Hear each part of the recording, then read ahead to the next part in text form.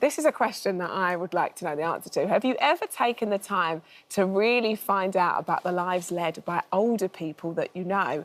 Well, doing so might just surprise you. Yeah, and it's such a great source of stories, and that's exactly what Graham Norton's latest fictional character, Frankie, explores. In another best-selling novel, this is it here.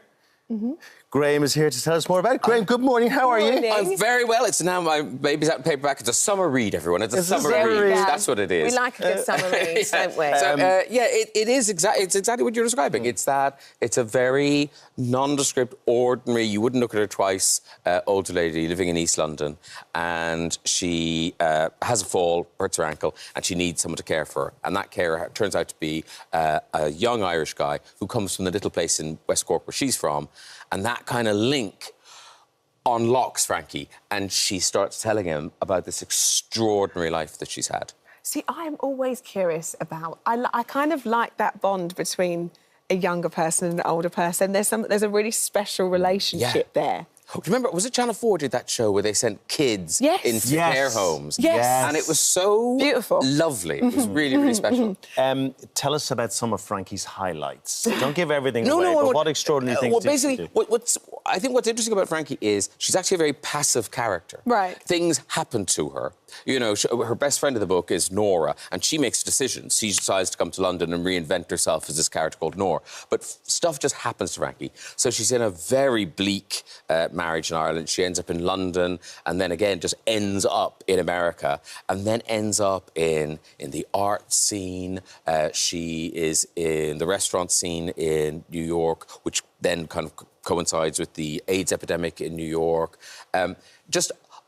She touches a lot of bits of our culture and bits of our cultural history. And unusually for me, I did some research for this book. And I wasn't sure whether I'd like that, but actually, I really enjoyed doing the research and finding out. I mean, there were worlds that I was interested in anyway, but doing a deep dive was fascinating. And also, it was then hard to decide, what to leave out. Like, I can't just fill this book with interesting facts I know. So you have to kind of smooth it out a bit. I was going to say that to you, in terms of, inspiration when you're building out these characters. I mean, research was involved in this, but where do you normally take inspiration from? All sorts of things. I've just started a new book, and the inspiration for that is something I found in a second-hand shop, this bit of embroidery, needlepoint on a piece of furniture. And I just thought, well, there's a story in that. And I'm sort of currently fleshing it all out. And this is the bit I love in the writing process. Yes. When it's all new and, the people on that page, they didn't exist a minute ago, and now they do. And that's the bit I love. At what point, Graham, does it just get so overwhelming, and the stories and the interlocking stories and the characters, and you go, actually, no, something like that? There is a bit about... I think there's a few bits, and I think every writer will tell you this, about a third of the way through and about two-thirds of the way through, where you think, oh, why did I ever start this? Yes. Who would ever be interested in these characters? But that you just have to push through and believe in the idea you had originally, that you thought it was interesting. Do you have on a wall the basic premise of the story in one sentence, just to remind yourself, just to go back to? I do write things down. I write the book on a laptop, but I do have things, particularly in this book and in the new book, there's kind of time spans. So you have to remember how old were they when that was going on. Yes. When were they bored? So that would make them this now. Oh, they need to be older. I'll go back and change it. Yeah. All that sort of stuff. I always wonder, because you've writing novels now for 10 years. Yeah. And how this is obviously a real focus for you now, aside from TV. How do you do it in chunks? Do you have to really sort of preserve your time and say this is for writing, or is it something that always... It's a bit of both, to be honest. Because it's my hobby, really. It's a thing I love doing outside of my day job. So right now, I'm just finding time on my laptop. Towards the end, when someone's breathing down my neck going, we need that book now. Because once something's successful, it's now OK, when's another one? So when that happens, then I do have to start blocking out days in my diary and kind of go, that's a book day. And I look forward to them. I kind of see them coming in my... How many coffees on a book day? How many coffees on a book day? Well, how many coffees on any day? Can you tell? get Can you tell I'm quite highly caffeinated? I've only had one so far today. Imagine me in an hour. What's really exciting, and you know the kind of level of success that that's landed with your books when you have that conversation for turning them into film. That is weird. Only one has actually made it to the screen so far, Holding, but there's another couple that people are developing. And so far anyway, my policy is not to get involved. That's somebody else's job. Let them do it. And I do find it really interesting where people take the stories, how they see the characters, because, to turn it into a television series, you need more. You need extra characters, more plot twists and things. Books are normally kind of... A book could be a film, I think. Yeah. But to be a television series, you've got to trust a screenwriter, which it must be hard, handing over your baby to someone. Do you know what? I'm done with these books. when I'm finished. There we go. It's got it. Sorry, I was doing it for you. So you are a very busy man. We're talking about TV, we're talking about NTAs, we're talking about the books, and so on and so forth. Your diary is kind of giving me mild anxiety. And moving is part of the process for you. Moving house. Let's chuck some house move in the middle of all of that. Why do we know this, by the way? Why is everyone talking about your house? Because everyone's obsessed with this. I don't know why. I don't know why. I mean, the estate agents for our place in East London, they said, "Can we use your name?" And I thought, "I'll get it in a few more people will see it. Yeah. Let's do that then." Yes. So that's how that happened.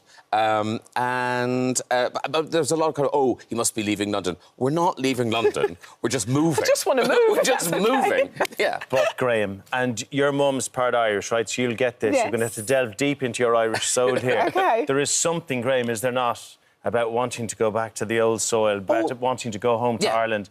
And this is shown in Ireland as well, of course, this show. And people are going, is he coming back? Is Graham coming back to us? Well, I'm always coming back. I've had a place there for years. And for, about 15, 16, 17 years ago, that was when I kind of fell in love with Ireland again. And now I go back as much as I can. And that's why all these books have an element to them set in West Cork, and I said these books. Give me a second. No. Oh my God. It's all right. No injuries. I'll go this way. Hey, we're going to be on It's All Right Tonight now. That went well. The good thing is it was really smooth, wasn't it, Graham? Yeah. Cool. 40 years it's ago. like you're working with James Bond. That's exactly how it feels. We should say, after it's been thrown, I'm trying to hide it. we should say that the paperback of Graham's best-selling book, Frankie, is out on what camera are we? The 19th of June, and of course is available for pre-order. It's so good to... for goodness sake. Is this book of a death wish? It's in the best hands here, we promise. It's hot. It's so good to see you and hear all about it. Good luck with the move. Thank you very much. If you want to buy a house. Yes. The reality TV show we didn't even get to talk about, but sure, look. The Neighbourhood is next year. I'll be back. All right. Thank you so much for visiting our This Morning YouTube channel. We upload new content every single day, so go ahead and hit that subscribe button, and we'll see you in the morning. And John Legend joins us now. Do you know what it's... Your music just doesn't age, and I said whilst we were watching that VT, and nor do you. Whatever you're drinking... I got a couple greys down here. Send it over here. John, what we're trying to say is it's really annoying that you're so talented and handsome. If you could just stop. Do you know what I mean? But such a career. We need to talk about 20 years since Get Lifted came out, which is an incredible milestone. What does that mean to you? Well, I think about the years before the 20 years ago, because I think about trying to get a record deal, trying to get discovered, playing whatever talent show and little club and open mic night that I could play just to get noticed. And then I was writing a lot of Get Lifted while I was unsigned.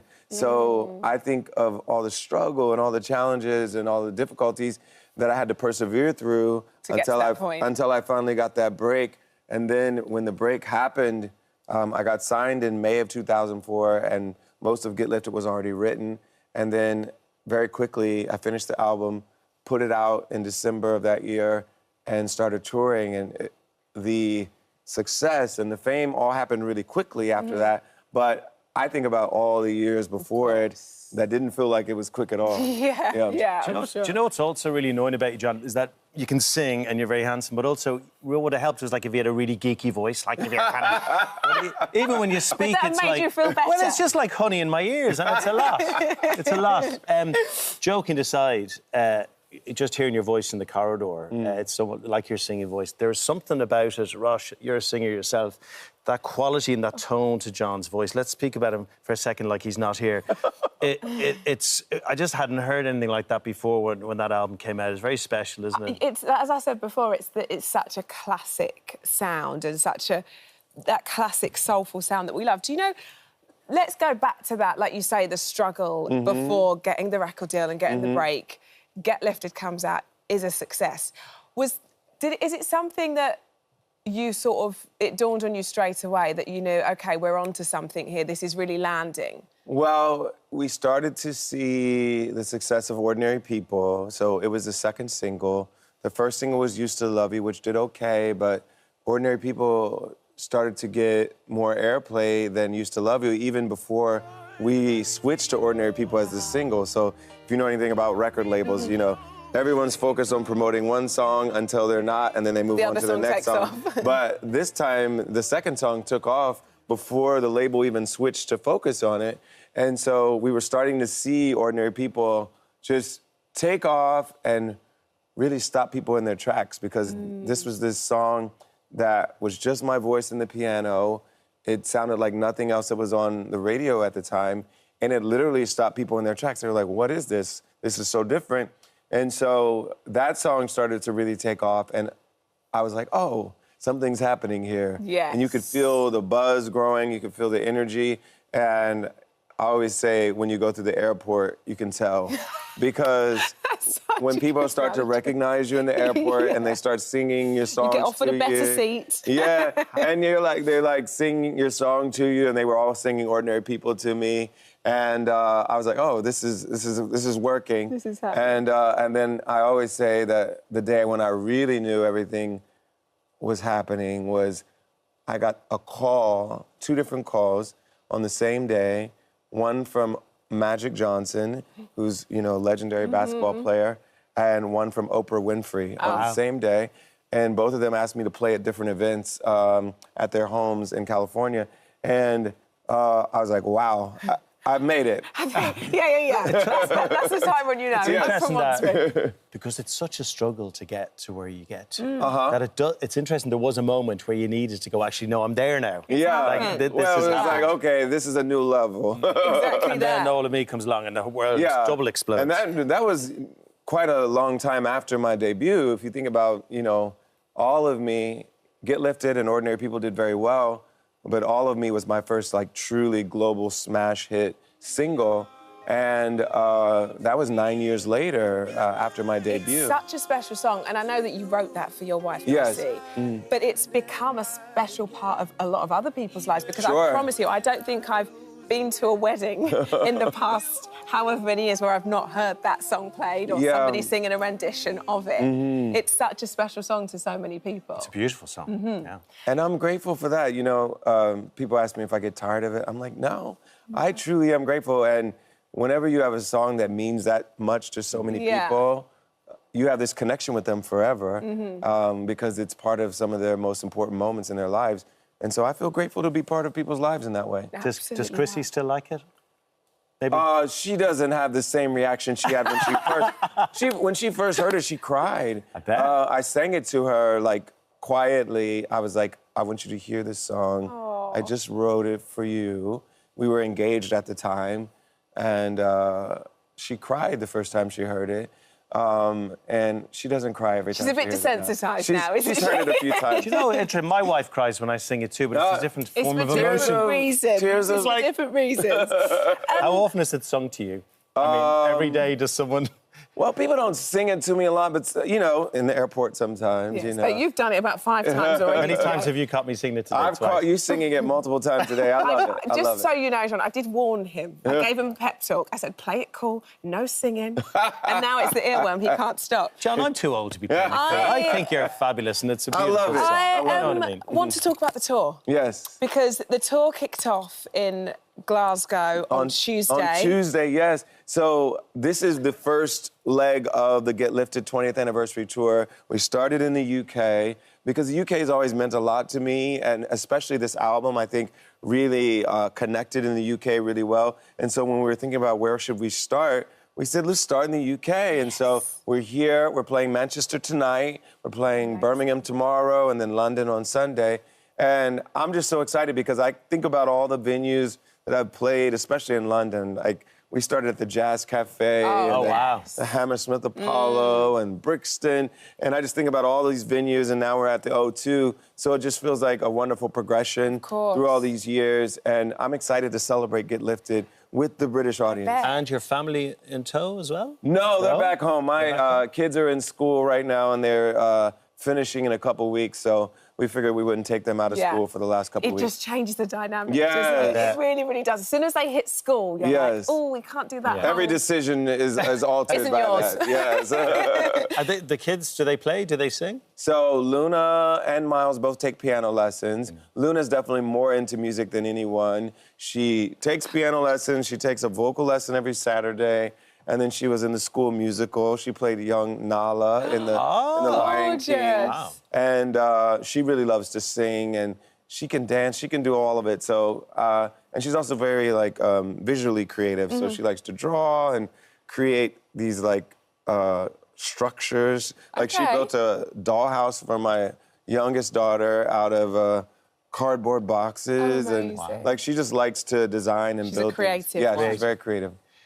Well, they have a great creative to look up to. We love what you do. Well, both me and their mother are very creative, and we love music. And so we just try to encourage them to explore and try different things and be as creative as possible. And whenever I see on social media, I always think, dinner at your house looks incredible. Yes. Have you seen Chrissy, the meals that she cooks? Really? And I see her mum involved and the whole thing. It's like well, incredible. I haven't been invited around for dinner, so we love to cook. We actually have spent a couple of our Christmases here in London.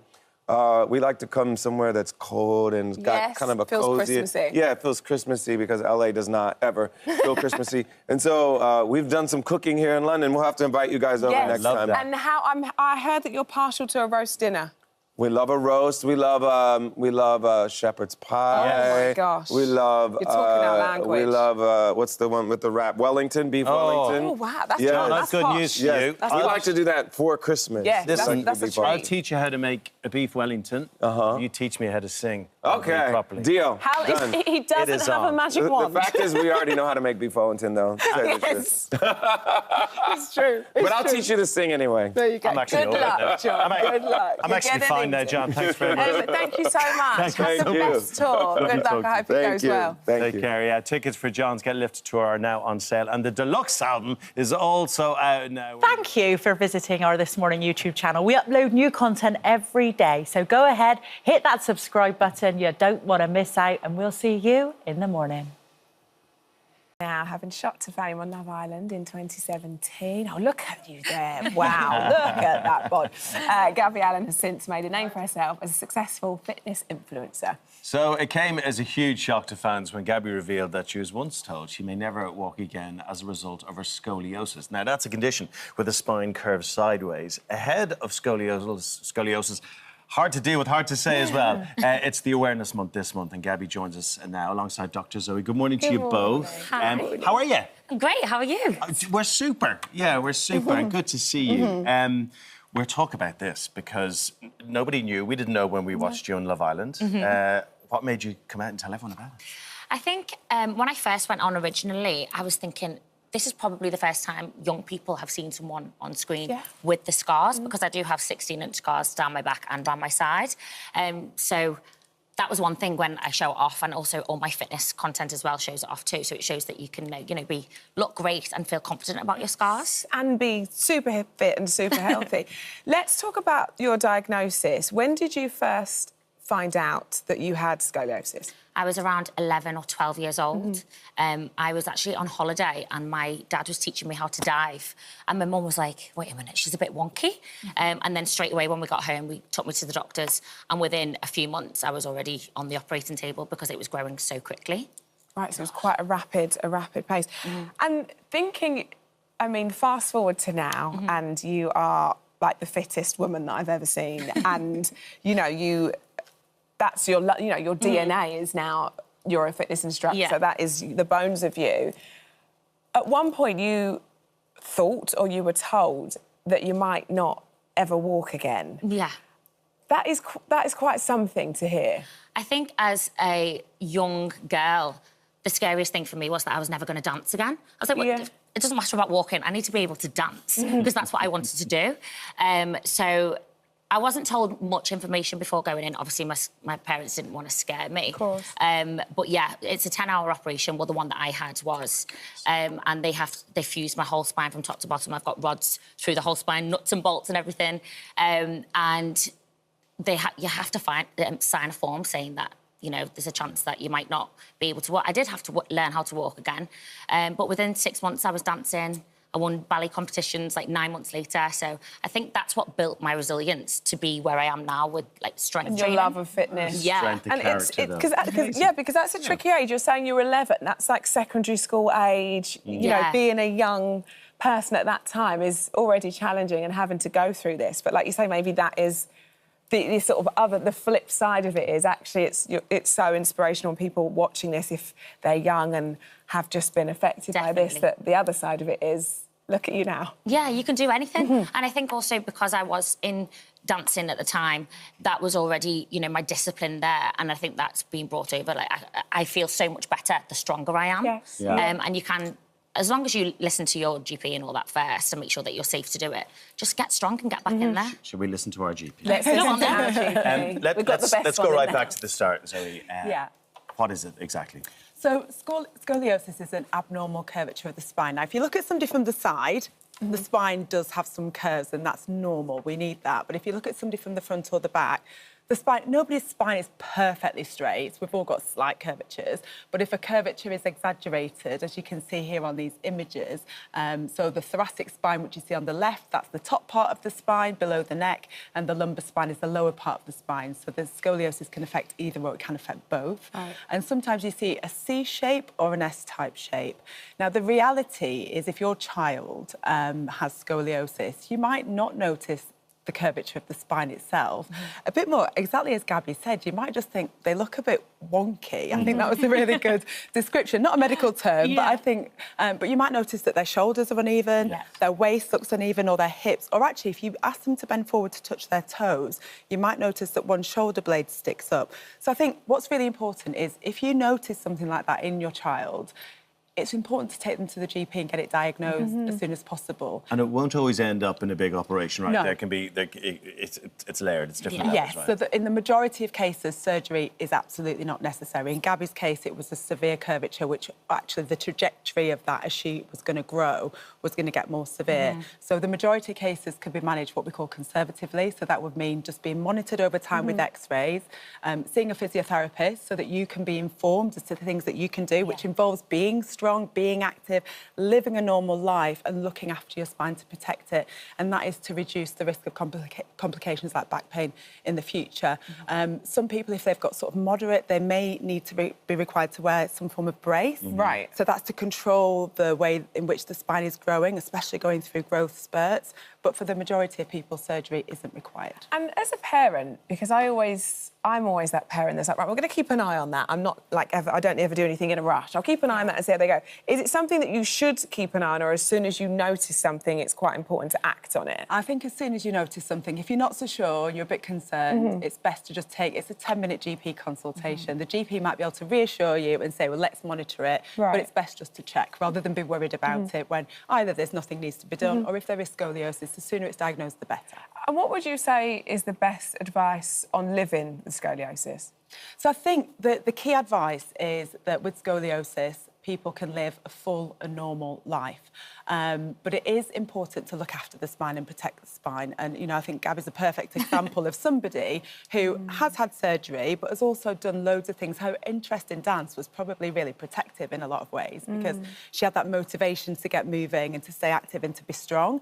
So I think, the best advice is to, over 2 million people in the UK have this. Right. It's fairly common. People may feel like they're on their own and it's just affecting them, but it's not. So reach out to support groups, you know, make friends with like-minded people. If you're a parent with a child with scoliosis, reach out to other parents and be in this together. But supporting children to live a normal, active life and take on board any support through physiotherapists or, you know, through specialists if surgery is required, just following the advice. It was spotted on me when I was a kid. So my shoulder's a little bit off. And I just had to do a lot of physio when I was a kid. It hasn't changed a thing. I just walk a bit odd. But I think that's just because I'm a bit odd. Nothing to do with anything. Going on Love Island's brilliant, particularly with this in mind now. And what you said about showing off the scars and being proud of them and being proud of your Using it as a past. platform. It's just really important. And a huge part of your Love Island journey, I guess. Yeah, 100%. And you know what's funny? Coming from remembering when I was younger, I was embarrassed of my scars, and I wish I could tell my younger self now, don't be embarrassed, they're amazing. You know, you show people how strong you are. So now, the fact that I do wear them with pride and, you know, have them out at all times, it's a talking point, you know. So I'd like young people just to know that you should be proud of them, and if you have to go through that. And also, if you are a bit wonky, doesn't matter. You're doing the work to, like, make yourself unwonky. You make you different, you know? Yeah, exactly. Different is good, right? Different And is it's great. all part of your story. I think it's so funny, as you say, when you're growing and you're learning and you're dealing with everybody else around you, but you do worry about scars, and we see it with skin and people with acne, and it's a lot, isn't it? Those years are so formative and sort of taking everyone else's opinion around you, but you've done such an incredible thing using that platform to raise awareness about something that not a lot of people know about, but can actually be something that is some of the messages I've had from young people and their parents just saying, you know, thank you for sharing your story. I've talked more about it this year than I did before, but even just beforehand, just on Instagram, you know, thanks for sharing that you've got a scar. And that's rewarding as well, because I'm like, see, and it's nice for you too, and like you say, you talk more about it now because you'll be getting more and more confident as that happens. My daughter Elsa, who's the scariest of my children, says you've got a vibe. And that's a good thing. There you go. He does have a vibe. That is a huge compliment for us, because he says that he says is that she's scary. She's my one that says she's scary. You're scary. She loved you on Love Island so much, so much. And there's a We should talk about 10 years. Right? 10 years of Love Island. I know. How has that happened? I don't know, but it's great. I can't, like, it just gets better and better each time. I think it gets bigger and bigger. I'm obsessed with it. I was on 8 years ago. Wow. So I just know that my summer's about to be taken over, and I'm here for it. There's no say. My husband is like, "Are we watching this again?" Yes, we are. And you're invested. Don't pretend that you're not. I know. You know when they do that thing when he'll be like, "Are we really watching this again?" And then he'll go to the toilet and he'll be like, "Just pause that a minute, babe." I'm like, classic. He wasn't watching it, was he? Behaviour. Is it weird that 3 strangers are so invested in your love life? Is it? And watched it all play out. You guys, everybody. Oh my God! We like it. Are we allowed? Are we allowed? It's all. It's all. We're here for love. great. I'm all here for It's love. good. That's We'll what leave I like it there. to We're all see. here for love, but there is...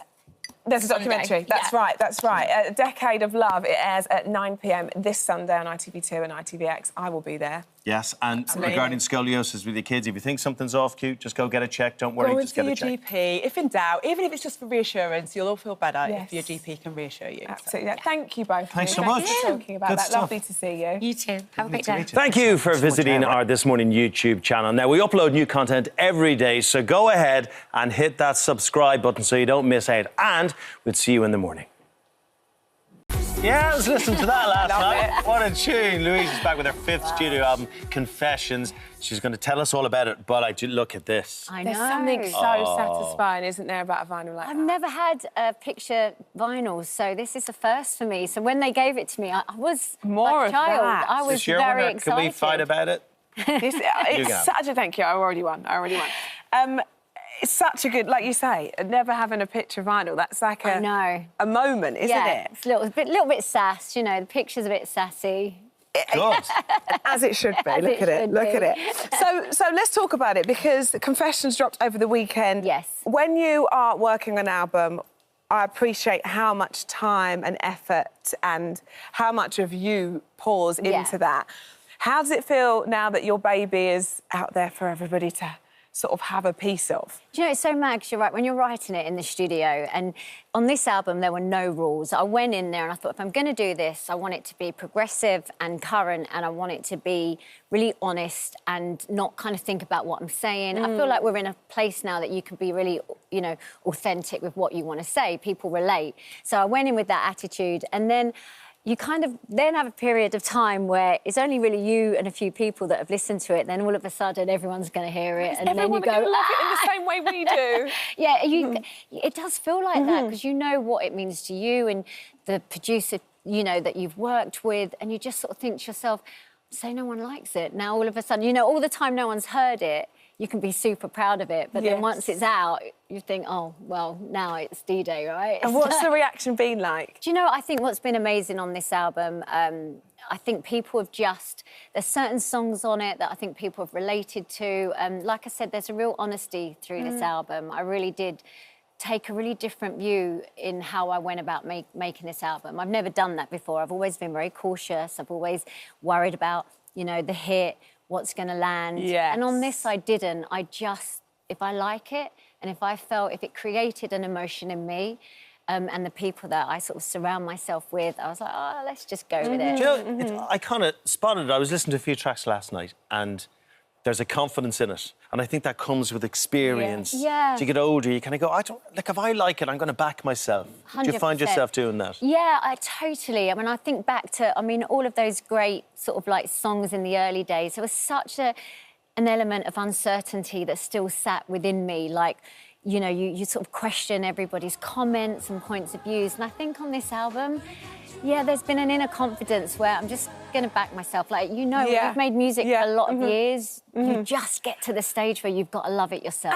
And back then, like we say, that comes with confidence, that comes with trusting yourself, that comes with experience. But back then, and we're talking about that 90s nostalgia kind of era, everything's polished, everything's very considered. And I suppose there's an element of, and I suppose when you're in a group and then even making that solo move, that being yourself sometimes always comes last because you're 100%. Focused on the hit, the tour, the image. Our radio gonna like it, exactly will TV that. like it? So yourself's removed a little bit from that, even 100%. Though you're the poster girl for it. Yeah, 100%. That is completely it. It's you kind of go on this sort of like journey, but it's only small elements of you that are in there because so many people polish everything and everything's got a certain image where I think, like, this album, I just threw all of that to the wind. I never once thought, even sort of whilst writing lyrics, I never thought, I've already said that word once. And, you know, like all those kind of rules that you grow up when you've been doing it as long as I have.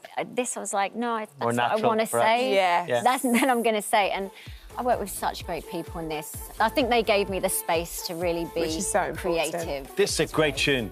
It's such a great tune. Look at you, Louise, by the way. I'm going to say this because no one really ever says it about themselves. You look absolutely incredible. Like, honestly, you... It takes a lot of hours. It doesn't. Don't do that. Don't do that. This is all you. This is all you. Do you find that you have a different level of confidence? Music being one thing, but that self-confidence. We were reading here earlier about the accolades and winning Sexiest Woman of the Year, and I know that you still have that in your house, which, listen, I'll be downstairs keeping in the loo. That will be on the The mantelpiece. kids put it flat, though, still, if they've got friends that come round. They're like, this is so embarrassing. You definitely was never that. Their friends definitely don't. Yeah, because their friends are going, your mum's so fit. You know that, right? That's happening. It definitely does. Do you feel more confident now? Because those accolades are one thing, but at the time, if you're not in that place... Do you feel more confident now than you did back then? Yeah, definitely. I think back then, winning sort of like those sexy awards, anyone that knows me knows that is so un-me. I'm so not a sexy type of girl. Like, I was always quite tomboyish. It wasn't really a natural place for me to sit. I always was in this because I love music, I love songwriting. So I felt like it was sort of something that kind of got thrust upon me on a bit of a PR journey, which was lovely, but... Look, I never got up in the morning and thought, I am the sexiest woman in the world. I used to get up in the morning and think, oh, no, how on earth did anyone even begin to vote for me? But I took it with a pinch of salt. I was where I think now, you know, you just come into your own level of self-confidence, I think. I think you learn that you're not going to please everybody. Do the boys like it? The boys do like this album. I think it's a lot to do with some of the producers I worked with because they're really cool producers. So I think like that gives them another, I love all their other stuff, Mum. And now and again I catch, like, especially the young ones singing it around the house a little bit. I go, you're singing Mum's songs. Like, no. Yes. Absolutely wasn't. You heard it. We can't let you go because we mentioned it earlier on. We can't let you go without mentioning the fact that you were very almost in Friends. I know. I mean, so I was doing Big Breakfast just as a guest, and they were filming in the UK, and they just rang up my management and said, would Louise come down for a screen reading with Matt LeBlanc, who's Joey. I was expecting him to go, how you doing? When I walked in, I was devastated when he didn't. Did, you know, the screen test, and they were like, do you want to do the part? But, and you know this, Rochelle, when you've got a record out, your schedule with Top of the Pops and everything. Nothing comes before it. Nothing comes before it. And, yeah, I do kick myself a little bit because I definitely should have said yes. Could have been. Oh my word! I said I couldn't do it. But it's been all right, hasn't it? Yeah, Come on. It's been all right. It could have been a little bit better if I had done Do you know Friends. you were the first ever interview I did when I started in TV with the girls with Eternal? yeah. Yeah, back in the Disney Club. That was what, over How long 30 ago was years that? ago. Over 30 years. Must have been. We just say no, it wasn't today or yesterday. Yes. No, it wasn't the present. A little while ago. A little while ago. It's going great for you. Good luck Yes. with the new Thank album. you, guys. It's great to see Really you. appreciate it. Really it. is. Thank keep, you. Keep doing your thing. There we go. Fantastic. Confessions is out now. Good luck with it. Thank It's you. brilliant. That's mine. Thank you so much for visiting our This Morning YouTube channel. We upload new content every single day, so go ahead and hit that subscribe button, and we'll see you in the morning. But behind the scenes, Leslie Garrett has been quietly battling a rare form of cancer with surgery that came dangerously close to ending her singing career for good. I'm delighted to say Leslie joins us now alongside her oncologist, Dr. James Wilson. Good morning to Good you morning. both. Good morning. All happy, all smiles, Yes. all well. Leslie. Good to see you Totally well. well. Good to see you well. Thank you. Gosh, what a journey, though, for you. Should we start back? Because it's the word that nobody wants to hear. And I know that there's a history of cancer in your family. Take us back to the beginning with you and your story, because this all started after you came across a lump in your breast. Yes. We do have cancer in our family. We have breast cancer in our family, and I was checking diligently, and I came across a lump. And I thought, right, go and get this checked out.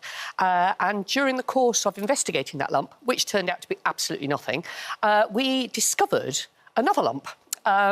It's called an incidentaloma because it was discovered while they were looking for something else. And it's one of the reasons the NHS is so challenged, because the technology is so wonderful, they keep finding things they weren't really looking for. Right. And we discovered that on my thymus gland, which sits about here, I'd grown a little friend for it. I had a thing called a thymoma, which is a very rare tumour, apparently, on the thymus gland. Now, the thymus gland isn't much use once you're an adult. I think I'm right, aren't I, Jen? No, you're absolutely. It's more useful as a child for Right. making T cells, apparently. And at the time, I had it tested, and it was benign, and it wasn't something that was a cause for worry. But then, a little while later, I noticed that my voice wasn't behaving properly. And in what way? Well, I was preparing a role for English National Opera. I was doing better because I'm still at it. Rightly so. Can't put a good Yorkshire woman down. And I was singing The Barber of Seville, and the preparation wasn't going as I'd hoped, and I was finding I couldn't reach the top notes that I used to reach, and it just wasn't working properly. So I went to my wonderful laryngologist, again at UCLH, my favourite place in the world. And John Rubin, who's known me for many years, said, no, your larynx looks perfect. There's nothing wrong.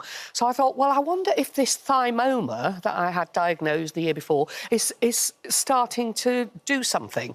Because it's such a rare cancer, nobody's quite, and that's why we want to raise awareness about it, you know, nobody's quite sure how they work. So I went back and met, again, my wonderful doctor, David Patrini, who was Italian and loved opera, so that's a win-win. There we go. And he said that since I'd had it diagnosed originally, the thinking had changed, and now, rather than just watching and waiting, which is what I've been told we would do, the recommendation was to have it removed. And so that's what I was told I had to do, which was a little bit scary. But a decision, I mean, you have to get it removed. It's a well, very you do. big thing, The thing about this thymoma is that where it's placed, which is just to the left of the middle of the chest, it's on just very close to the heart. There are lots of other nerves and muscles in that area that govern the larynx. Right. So there was every possibility in my mind, anyway, that if something was going on there, it would be affecting my singing. I mean, and for a singer to hear those words, I mean, that is Yes. That is like taking a bullet, isn't it? Well, hearing that. When they described the operation they were going to have to do to get rid of it, that was even more frightening because that involved a lot of cutting in that area. So there are two forms of the operation. And welcome to the sofa, by the way. Thank you very much. Really nice to meet you, Craig and Rochelle. First of all, thymus. I should probably know what it is. I'd never heard of it. I'd never heard of it until today. Yeah, So- it's a bit of a weird one, isn't it? And I saw a nice picture that your team has put together to show people at home where it is. So it's something that, as Leslie says, it's something that during childhood, it's very important in the development of your immune system. But from puberty onwards, it just sort of disappears. So when you do a scan and you see something in that area just behind the breastbone, one of the things it could be is a thymoma, so it does need to get checked out. And there's an interesting lesson here, isn't there, from Leslie, that sometimes you just have to keep going and keep asking questions and don't accept the diagnosis. And Not saying listen they're to your getting it body. wrong, I mean, nobody's going to know her voice or her breathing Yes. better than Leslie Garrett. You know, somebody who's had so much control and development of that over the years. You'd have detected a change. Yes, it was subtle, and you're right. Perhaps somebody who wasn't a singer wouldn't have noticed it. I did notice a change in my breathing. I couldn't last phrases. I couldn't phrase in the way I used to. And all of this made me think, you know, something's going on. Yeah. And UCLH were amazing.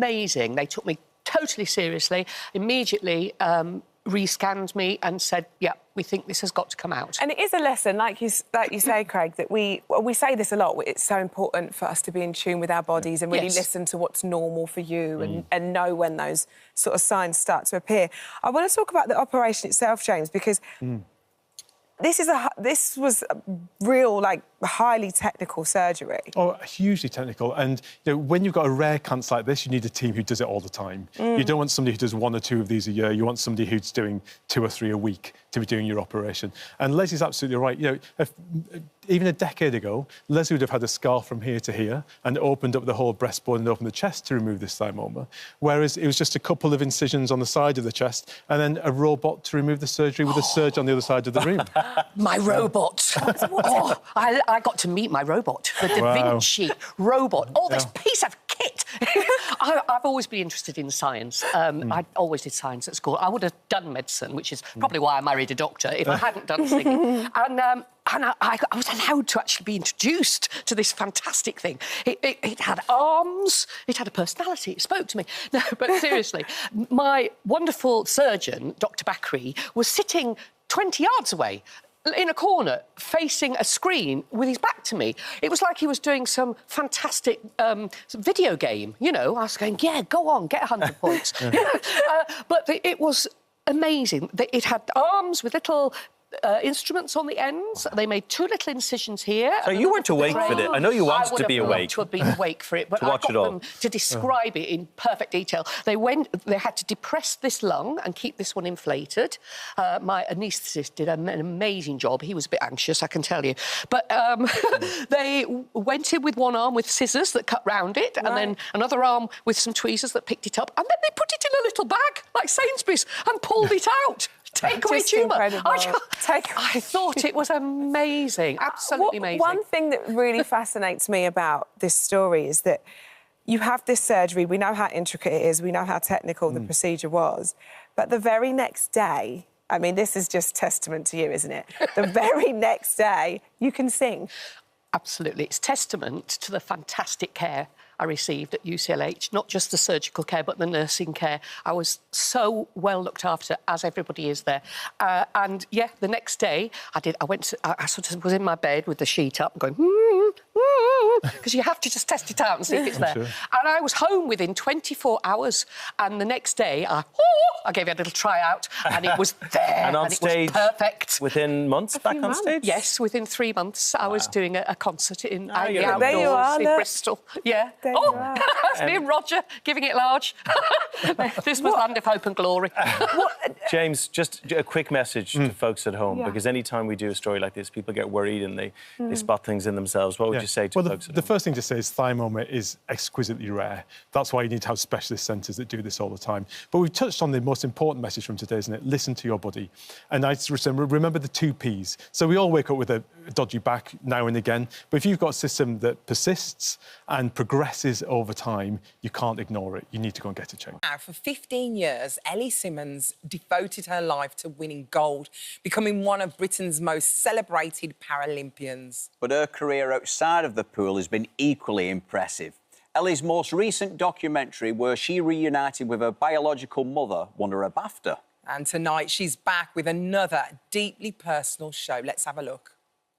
My parents married quite young.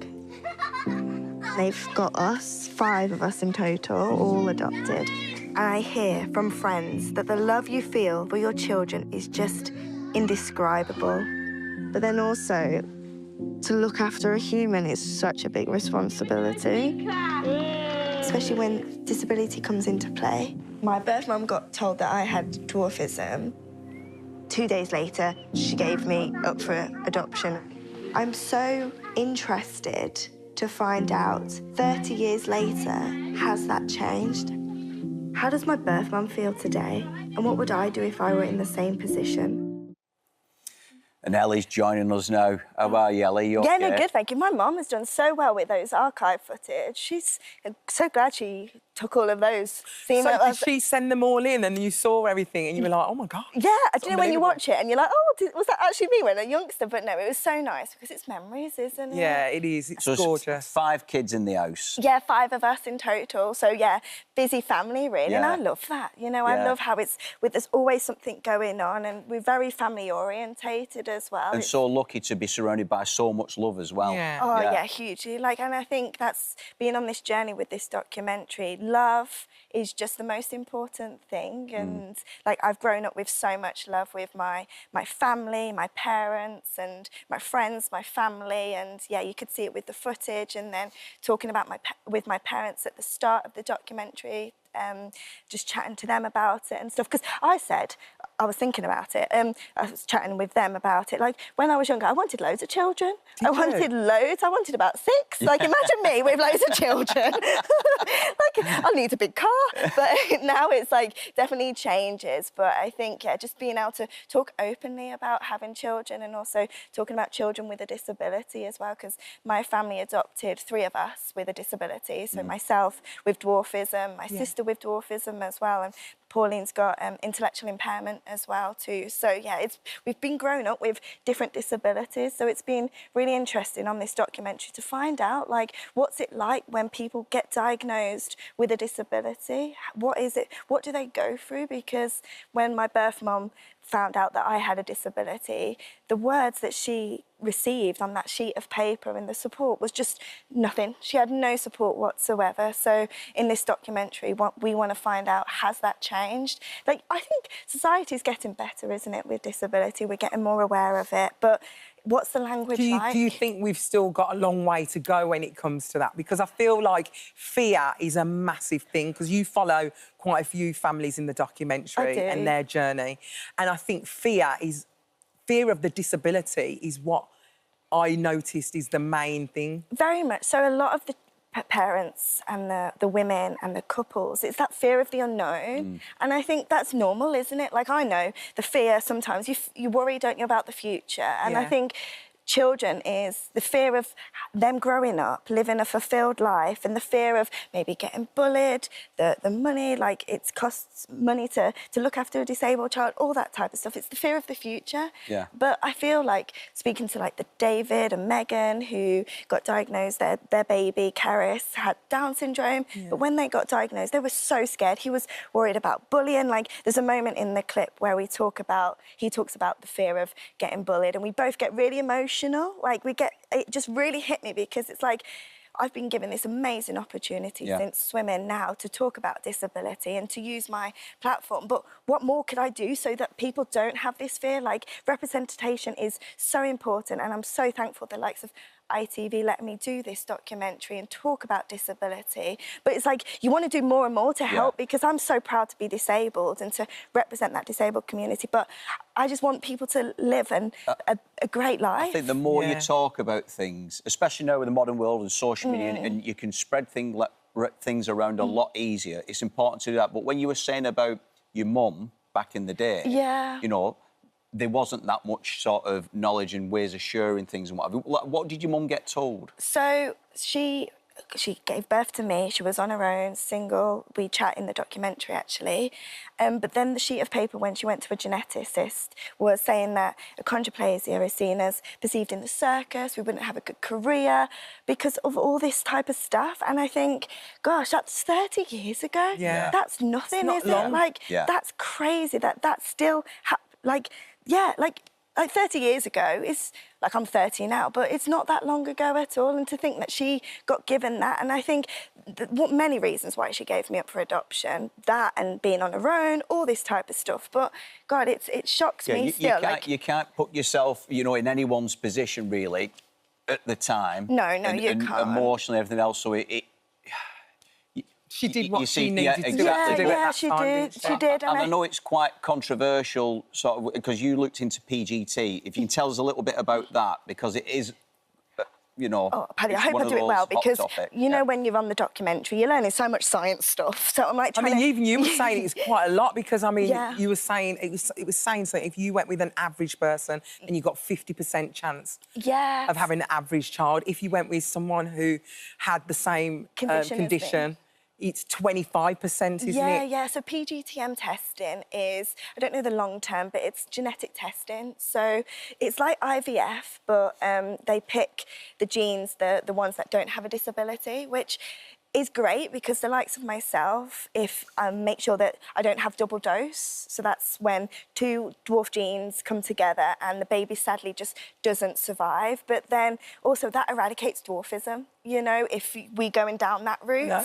And it just means that, like, it's great that it's there because it helps. Like, I speak to Levi and Lewis who have had PGTM testing on their third pregnancy because their second pregnancy they had to sadly abort because of the genetic condition that their baby had, and it was just not going to survive. So that was really, really sad. But yeah, PGTM testing it's selection, really. And again, amazing stuff that it's there, but it can also be very controversial because you're eradicating disability in a way. So it's like, gosh, imagine if we never had Ellie. Well, you know what I mean? Even with my own children with autism, you know, that's a, you know, I cannot even think about them being in my life and all the brilliant things they bring to my life. You know, they enrich and your that's life. what I mean. But you can never put yourself in that position at the time. And yeah, you can't. Like, we all have choice, you know, at the end of the day. And I think whatever choice you make is the right one for you. But I think to celebrate disability, and I think that's why I'm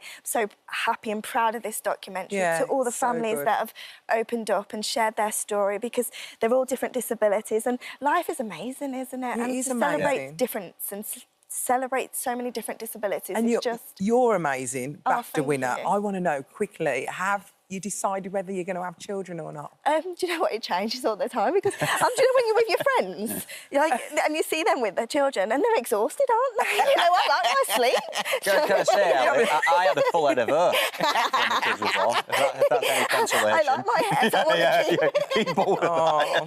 Well, listen, Ellie, thank you so much for joining us. Thank you so much. You can watch Ellie's new documentary, Should I Have Children, tonight, 9 p.m. on ITV1 and ITVX. Thank you so much for visiting our This Morning YouTube channel.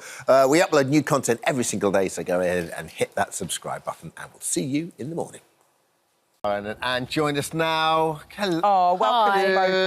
Good morning still. Hi, morning. How are you? Yeah, great. That was a great edit. It was nice, It was wasn't a it? really, really good work, whoever's done that liked it a upstairs. It lot. was great. Well, the looks were always iconic, and everything I've ever done that's sort of to do with, like, done a couple of, like, weddings or whatnot, and everyone always talks about it's Angela Kelly, wasn't it? Was that right? Yeah, I mean, the character I play is based on sort of an amalgam of all the Queen's dresses. So she, I mean, of course, you know, being the Queen, she had dresses from when she was tiny, didn't she, Annie? So it's kind of, she's an amalgamation of Angela Kelly, but lots of others as well, some that she had when she was little, because, of course, there's a line in the play that talks about Annie and Margaret being dressed the same when they were little children. So they'd have shared a dresser at that point. Pretty, both of them. Yeah. When they were little. But it is a little bit like life imitating... is that how you say it? Life imitating art, yeah. Life imitating art, in the sense that you was a dresser. I was. One of my first jobs in show business, I was a dresser on Jesus Christ Superstar. Really? I got sacked. I got sacked because I was so busy flirting upstairs with some of the chorus boys. Who was you flirting with the chorus boys? Yeah, it was lovely. And then I left 2 priests naked at the side of the stage with just hats and shoes. So literally they couldn't they didn't have anyone to dress them? Yeah. You were great at that. That is a hell of a job, though, isn't it? Like theatre dress. It's really You've got to be so on Well, it. I think dressing the Queen is a bit like that, in as much as, I mean, everything has to be perfect. Yeah. And you're in rehearsals at the moment, so Yes, how we is are. it going? Well, it's great. I've always wanted to have a go at it. You know, I've always wanted to do it. So it's just great fun. And you know, it's a very good cast. It's a comedy. And it's been quite a challenge, actually, I think, for the designer, Jonathan Felsen, because he's had to have so many, how many, about 12, of the outfits made that the Queen actually wore. We haven't seen those yet. We haven't, but they're so Can't wait to see distinctive. them. I think it's, you know, people recognise them immediately. We all have kind of favourites. At one point, we talk about there's a pink outfit that people of my generation will absolutely know that had a kind of a hat with the sort of... like a drip. beret. There it is, that one, Yeah, the Jubilee outfit. I think it was, and I absolutely love that. Yes. Yeah, but the Queen has in the play, has quite strong attitudes to things. There's something she doesn't like. She's fearsome. Because it is a comedy, you kind of get to see both sides of the Queen's personality and of her staff. And we have 2 Jameses, James Willoughby and James Dreyfus, with us as well, which is hilarious. Yeah. And as the designer, James Willoughby is the designer and James Dreyfus is the hat maker, the milliner. Yeah. Yes, they're both very fun. So, Anne, you've got 12 changes. You've got to go off 12 times. No, it's not I was going to say it's like Taylor Swift. No, we can't do that. They show the clothes and we talk about the clothes and I wear bits and pieces of them. No, there wouldn't be time, darling. Right. So have you had any costume fittings yet, or have you tried anything on? And what was it? Yeah, was I've it got nice? one this afternoon, actually. Yeah, no, the dress that I'm going to wear as the Queen. No, I don't. We don't change. No. Well, I wear some things, but not. We can't change every scene. No. So, Anne, you met the Queen when you were doing Romeo and Juliet. Is that right? I met her 4 times, actually, because I met her when I got an MB, and then I met her... it was a sort of Jubilee year, and I went to the palace. Oh, and, you look lovely there. I didn't see that. You look so happy. Oh, my goodness. Look how happy you are. I like the hat. It's really nice. But no, we did a performance, and I'd like to see a video of it because I played the nurse. You know, when she's talking about feeding the Juliet and everything. Yeah. And it was a nightmare to learn. We only had 2 days rehearsal, and I thought, I can do this. Wrong. Anyway, I woke up in the morning thinking, oh, my God, I had this terrible dream that I was going to perform at Buckingham Palace for the Queen, and I don't know it. And then I realised it was actually... That's reality. It was true. real. I was terrified, and I dried, and to cut a long story short. And I don't know what I said, but I have a feeling that I sort of waffled. I mean, I can't make up Shakespeare, darling, but I waffled. And afterwards, when we were presented to the Queen, she said, oh, my goodness, you had a lot to say, didn't you? And I said, yes, Your Majesty. I think I said rather too much. And Andrew, I have to say, said to me, have you had a nice time? And I said, no, I hated every minute. This is in the palace, right? And I said, I hated every minute of it. And I said, and I never want to come here again. And he said, oh, don't be like that. It was very sweet. You actually went on to meet her. Was it 5 times you actually met the Queen? No, I met her. Yeah, we got invited to cocktail parties. It seems bizarre now. And does that help? All kinds of people. Well, of course, Joan Collins was there in a gold frock, and you know, and it was all famous people. Yeah. I don't know why, but there was one do where I think there were 16 dames in a room. You know, Wow. Shirley Bassey and all all the days. There's the next play, 16 That was dames in a room. exciting. So I'd pay to see that too. I'd like to see Where that. did the idea of this play come from? Like, in terms I of think Daisy the road- Goodwin, who's Oh, written she's it. so great, isn't she? She's absolutely brilliant. It's her first stage play, and She wrote Victoria, yeah, the series. So I think probably somewhere around there.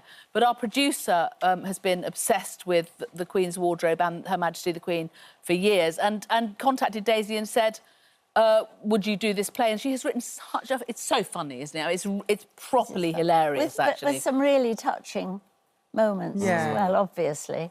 It goes right the way through. It's also, that's an incredible bit of writing. You think someone's skill set is to write kind of long form, like you map out a whole series, you probably map out several series. You actually condense that into it's lots a of couple sections. of hours. Yeah, but it is quite dense. I mean, the text is quite dense, and you have to... I think the audience is going to have to really be on their mettle to kind of keep up with the storytelling, because she's done it in such a brilliant way. And presumably told the story of... Through the outfits. Through the society and the roles through the outfits. I mean, politically, it's a gamut. You start, and we start in the sort of 70s, I think, something like that, and right up until present day. Yeah.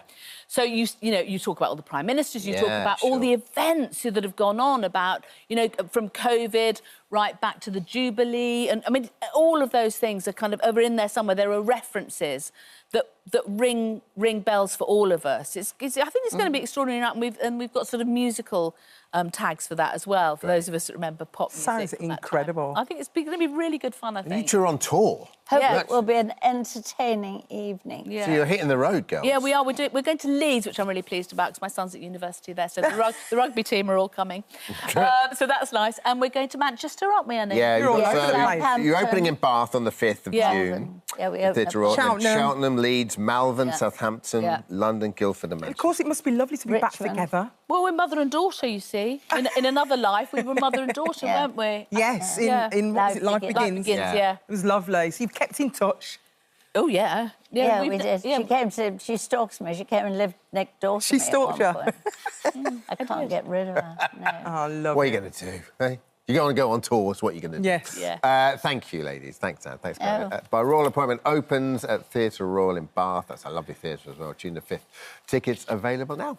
Hi, everyone. Just wanted to say thank you for visiting our This Morning YouTube channel. Now, listen, we upload new content every day, so go ahead and hit that subscribe button so you don't miss out. And we'll see you in the morning. Now, when 90s pop star and mysterious girl singer Peter Andre bagged a starring role in a feature film, he never expected to find himself in the centre of a cultural row about appropriation and race. Well, guess what? That's exactly where he did end up after posting this trailer of Jamaican, a film in which Peter impersonates a Jamaican gangster. Let's take a look. My name is Gary Buckle, wheeler dealer and troublemaker. You said it was urgent. What is it? It's Nan. I need 35 grand to pay for her care home fees. How am I going to get the money? Get a job, like the rest of us. And who's going to hire me? Can't believe it, man. You resemble my father so much. You want to go to Jamaica, pose as this Jamaican gangster, steal all his dough, and then hope to live. I mean, all I've got to do is learn the Jamaican accent. If you're ready for that, we'll make to try and stop you. Here we go. Let them know, man, say that. Kill man, all right. Blop, blop.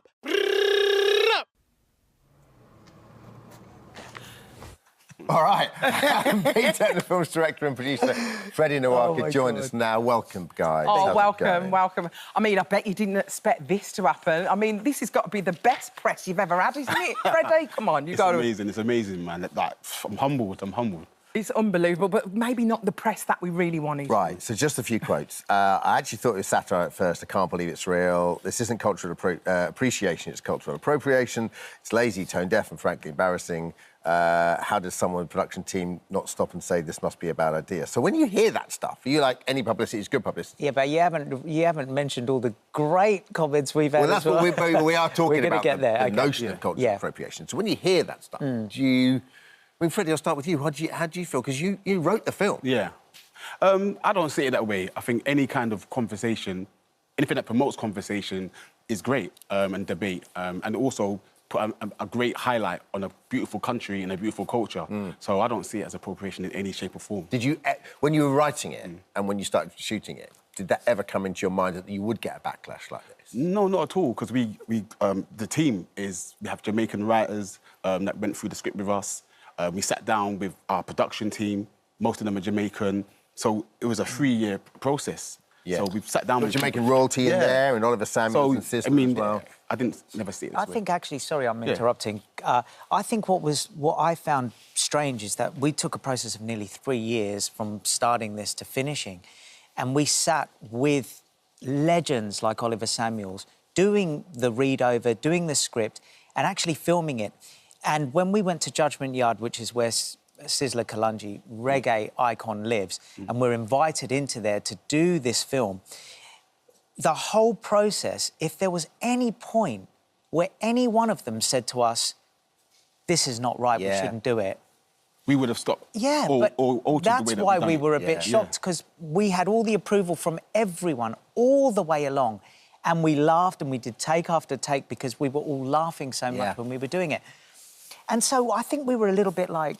It was a bit of a shock, to be fair. When did you first like get you first found out there was a bit of a backlash? So when did that happen? Like, after I you know posted exactly when it happened. Was it is it the trailer? Because I feel like it was putting the trailer out because it's out of context. Nobody's seen the film. I think them seeing the trailer, I think that was the reason. Yes, but how interesting is this? I put it on Instagram, I put it on Facebook, I put it on X, and I put it on TikTok. Yeah. Facebook and Instagram have stayed there. It's always stayed there, and all the comments are positive, and people are angry about that because the second I put it on X, it was there you go. horrific. That's the worst place it's not the first time. It's not the first time it's happened to me. You know, when I did GB News, I got the same thing. I've had loads of times where X has really slated me. So when we did that, the press just took what was on X, and we were like, yeah, but what about what's on Instagram? And so we understand. Look, I know how the game is. I get it. It goes part and parcel with the game, so... But it's a great film. Well, I've actually seen the film, and I'm going to be honest with you, I absolutely loved the film. I mean, I am a Jamaican. My mum was Jamaican, my dad was Jamaican. I've been to Jamaica, I've seen Jamaica. And one of the mottos of Jamaica is, out of one is many people. Yeah. And, you know, you get white Jamaicans, you get Chinese Jamaicans, you get Jamaicans of all colours. You're a white man playing a white Jamaican man, which is basically what you're doing. You're doing it out of love for your nan. Yeah. And I just think it's a lovely... I like the film. I absolutely loved it. And most of my family who are Jamaican love the movie. That means a lot. And I think we understand, and I've always said it's really important that if someone is genuinely offended by something, you need to hear them. Yeah. You know, the problem is when you get people that are offended, but then you go, well, what are you offended about? And they're like... Well, it's all context and intent, isn't it? But I was a little bit offended by Peter's acting. I'm only joking. Which part? Which part, baby? No, I wasn't offended by the movie at all, but I think you did a really cracking job. Thank you, sweetheart. And I urge people to actually watch the movie and not go on the trailer. Yeah, well, the trailer definitely did. It was designed to do something, but I didn't know it was going to quite do that. Yeah, I mean, trailers are designed to get people to want to watch a film and, again, to spark conversation, and I think he's done that. Look, if you don't mind me saying, because I know we haven't got long, I just want to say that for people who haven't had a chance to see it, and we're getting messages going, but we haven't seen it in our town, or it's not at this cinema, it's not that. We've decided this weekend to do something, if you don't mind us saying it. For just 48 hours only, we're going to put it on Vimeo on demand so that everyone can watch it and make your mind up. Make your own mind up. Watch it. Yeah, make your own mind up. From midnight tonight, isn't it? From midnight tonight 48 hours. until Sunday midnight, you can catch it on Vimeo on demand and make up your own minds. Yeah. Freddie, you're a bit affronted by an accusation like cultural appropriation. So you sort of, is there a point of view like, I've written this film, I've directed this film. It's up to me about the context of the film. How people take it is how people take it. But, you know, as a black man, you don't want to be told whether you're appropriating someone else's culture, because it's your culture. I know you're British Nigerian, yeah, I mean, not Jamaican, but you've grown up around Jamaica. Yeah, I don't see it that way. I mean, personally, like I said, I was embraced by the Jamaican culture. I used to MC on the sound systems. I used to wear Clarks and come out and DJ at Carnival. Yeah. And a lot of my friends, I grew up with a lot of Jamaican friends. So for me, again, being able to put a beautiful culture and a beautiful place back in the spotlight was an amazing thing. So I don't see it as an appropriation at all. Yeah. And, you know, with me, like, I'm Greek, I've said this before, you know, when I see films where they play the stereotypical Greek with the hairy chest and the medallion and the big nose and they do the accent, I find that hilarious. Yeah. I find offensive if someone's saying really horrible things about your culture, and so I was a little bit confused, but I understand. Yeah, I do. I do get it. I mean, we're in a time where there's so much negativity in the world, so much sadness, so much trauma, and I think it's a time where we need to smile more, laugh more, and you know, just sometimes escape from the everyday pain. Next time when we film in Jamaica, which was a dream of mine, can you not just leave me standing there by myself? He said to me, he goes to me, I've got you, man, don't worry. I mean, the whole outfit, I'm standing there and I'm Don't leave me. Don't leave me. And then I hear a noise, I turn around, I go back and he's gone. And I'm standing there by myself going... But it was lovely. Do you love Jamaica? Oh, my God. Have you been before? It was... No, that was the dream, the bucket list. That was one of his dreams. Is that your first time? He said to me, Freddie, look, I'll do it on two... I have to go and eat the Jamaican food. Yeah. I have to meet Oliver and I have to meet Sizzler. And I got to work with him. That was like... Sizzler was super You've got all your dreams in one. Sizzler's an amazing guy, and to even be invited into Judgment Yard, it's a place, a sacred place. You can't just walk in there. Explain what Judgment Yard is. It's a compound that Sizzler, I guess, runs, basically, and it's this very spiritual... Yeah. You can't just go there, you have to be invited into the place. Rastafarian, right? Yeah, it's all Rastas. So to go in there and sit down with him, even to be there, was, for me... Incredible. It's just that you can feel the energy. It's like, you can just feel it. It's beautiful. And again, it's really important to say, at any point there, we would have known if something wasn't right. Because he wouldn't have done it. Yeah, there's no way. Well, I think, again, people need to see the movie. Yeah. They need to see the film. Thank you so much. So, like all these things, you can't take things out of context. You cannot judge anything on... And we get it all the time, on a 30-second clip. And you know, and suddenly... I'm going to get in trouble now for saying you can't act, when really I know you can act. I'm going to get in trouble. That's going to be over the news, and that will be the next... Point being, you've got to watch the whole thing before you make your own... You did that so well that actually she should act in the sequel. Yeah, I think we should give you a cameo. How about that? I'm smelling the BAFTA. We are already starting to work on a sequel to this. Can I be the love interest? Different country, different characters, but we got... Should I be the love interest, though? Well, I've already fallen in love with you, so it's too obvious. Thank you, Freddie. Thank you.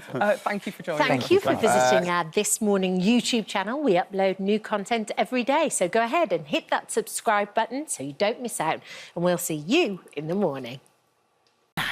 Every family has that awkward uncle. But not every family can say theirs is Donald Trump. Absolutely. Our first guest today, Mary Trump, is the niece of the US president and has been so vocal in the criticism of her uncle, is actually suing her. Yeah, the author of Who Could Ever Love You, Mary Trump, joins us now. Thank you so much for joining us. Hey, it's wonderful to be here. So, is it a curse having that name, Trump, Mary? It's not the name. That's the curse. It's just the relatives in some cases. I actually like my name, but I've often been asked if I am going to change it, and I think he should change it, quite frankly. Well, it's not up to you to change your name, is it? It's your name. It's my name, yeah. It's always been. Yeah. Mary, take us back. What was the relationship like with that side of the family kind of growing up? Was it a good relationship? Did you see each other on weekends? Yeah, I mean, I guess you could say it was in the context of any family. You know, your family is normal because you don't have experience of anybody else. And we spent a lot of time at my grandparents' house. We were there pretty much every weekend, and my aunts and my uncles were there often, and we'd play in the backyard with them. So your grandfather is his father? That's my grandfather is Donald's dad, and my father is Donald's older brother. Gotcha. Yeah. Okay. And so when did that relationship start to alter and fracture or change? With me and Donald? Yeah, well, that side of the family, I guess. Yeah, it probably started when I found out in 1999 or 2000 that my grandfather had disinherited me. Right. Because my dad died when I was 16. Yeah. And I guess he didn't feel like I needed to be part of the family anymore. So how did you find that out? What was the circumstances surrounding that? My grandfather died when I was in my mid-30s, I believe, and I found out when I read the will. Wow, that's unbelievable. Yeah. That's awful. I guess it's hard to look at it objectively after that, though, isn't it? Because that's something that, understandably, you're hurt about. So. Yeah, it was hard, especially since when my dad died, since I was still a kid, Donald and my other uncle and my Aunt Marianne were my trustees, and they were supposed to kind of take care of things, and they didn't. Yeah. So it was a bit surprising. It was a bit of a blow, but sufficient time had passed between that and the election in 2016. So I'm not going to pretend that, you know, I wasn't still taking it personally, but his entering politics was a very separate issue from what had happened in the family. Yeah, gotcha. Yeah. So what is the relationship between the other members of the family now? Well, they're really, there's only my Aunt Elizabeth left in terms of my dad's generation. And Donald's kids are much younger than I am. So obviously I knew them growing up, but we didn't grow up together because they're 12, 16, and 18 years younger. Yeah. So they're like a completely different generation of grandchildren. So I never really knew them. Yeah. So tell us about Donald. What was his personality like before he actually went in for being elected? You know, it's really interesting. Like, in terms of his character, he has not changed, which is kind of a dangerous sign. Like, people are supposed to evolve, and he never has. But when he was younger, he was as arrogant and as much of a bully as he is now. But there was this little spark of kindness in him. It's like he had this impulse. As well, maybe? Yeah, I mean, honestly, I think this is hard for a lot of people to believe, but he still is charming, just not to most of us. Yeah. Like, but his followers certainly find him charismatic. Well, any populist leader has charm, has some charisma, right? He's tapped into something, and we can't deny that. But, you know, he did have this instinct to be a good guy, and he actually hired me back in the early 90s to ghostwrite his second book for him, which was nice of him to do. He didn't have to do that at all. I hadn't had any experience, and I actually had a desk in his office for a few months. But of course, because he's Donald, it wasn't working out for various reasons, so he had the publisher fire me.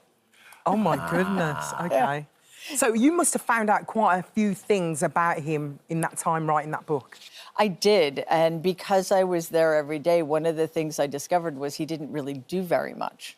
I would stop by into his office, and he would just be sitting behind his desk with piles of newspaper clippings about him.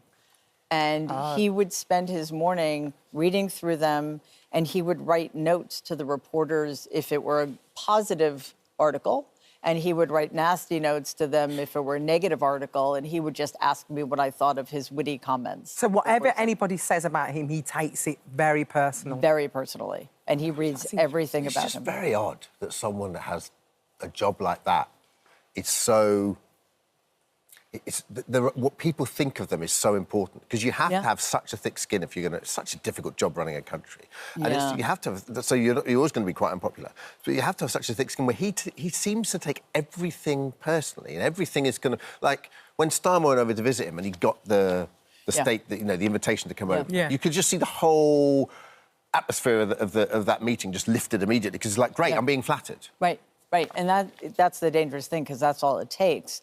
And, you know, there's a question, the extent to which he's actually leading anything. But one of the most important things, I think, for people to understand about Donald is there's never enough. Like, there's never enough power. There's never enough money. He's deeply, deeply insecure, and his insecurity drives everything. And the truth of the matter is, it's because the one thing he's always most wanted is the one thing he's never had and can never get, and that is to be loved, which is quite sad, except for the fact that it puts the rest of us at a great deal of risk. Yeah. So you have your own YouTube channel. Obviously, you talk about Donald a lot. Yeah. You got your 2020 book, Too Much and Never Enough, which actually you've just touched on. Yeah. He said he's utterly incapable of leading the country. It's dangerous to allow him to do so. He's, in fact, got a long, sordid history of making things worse. Why do you think it is that if this is true, so many people have bought into it? What do you think about that, the message you're selling, whether it's a valid message or not? Right. Well, I think that's the next thing we're going to have to try to figure out, because the problem isn't Donald so much anymore. It's the people who continue to support him and enable him. Because a lot of people do support him. Tens of millions of people still support him. And I think there are many different reasons. And unfortunately, there are a lot of people in any country, but right now in ours, who actually like the cruelty. They like that he hates the people they hate.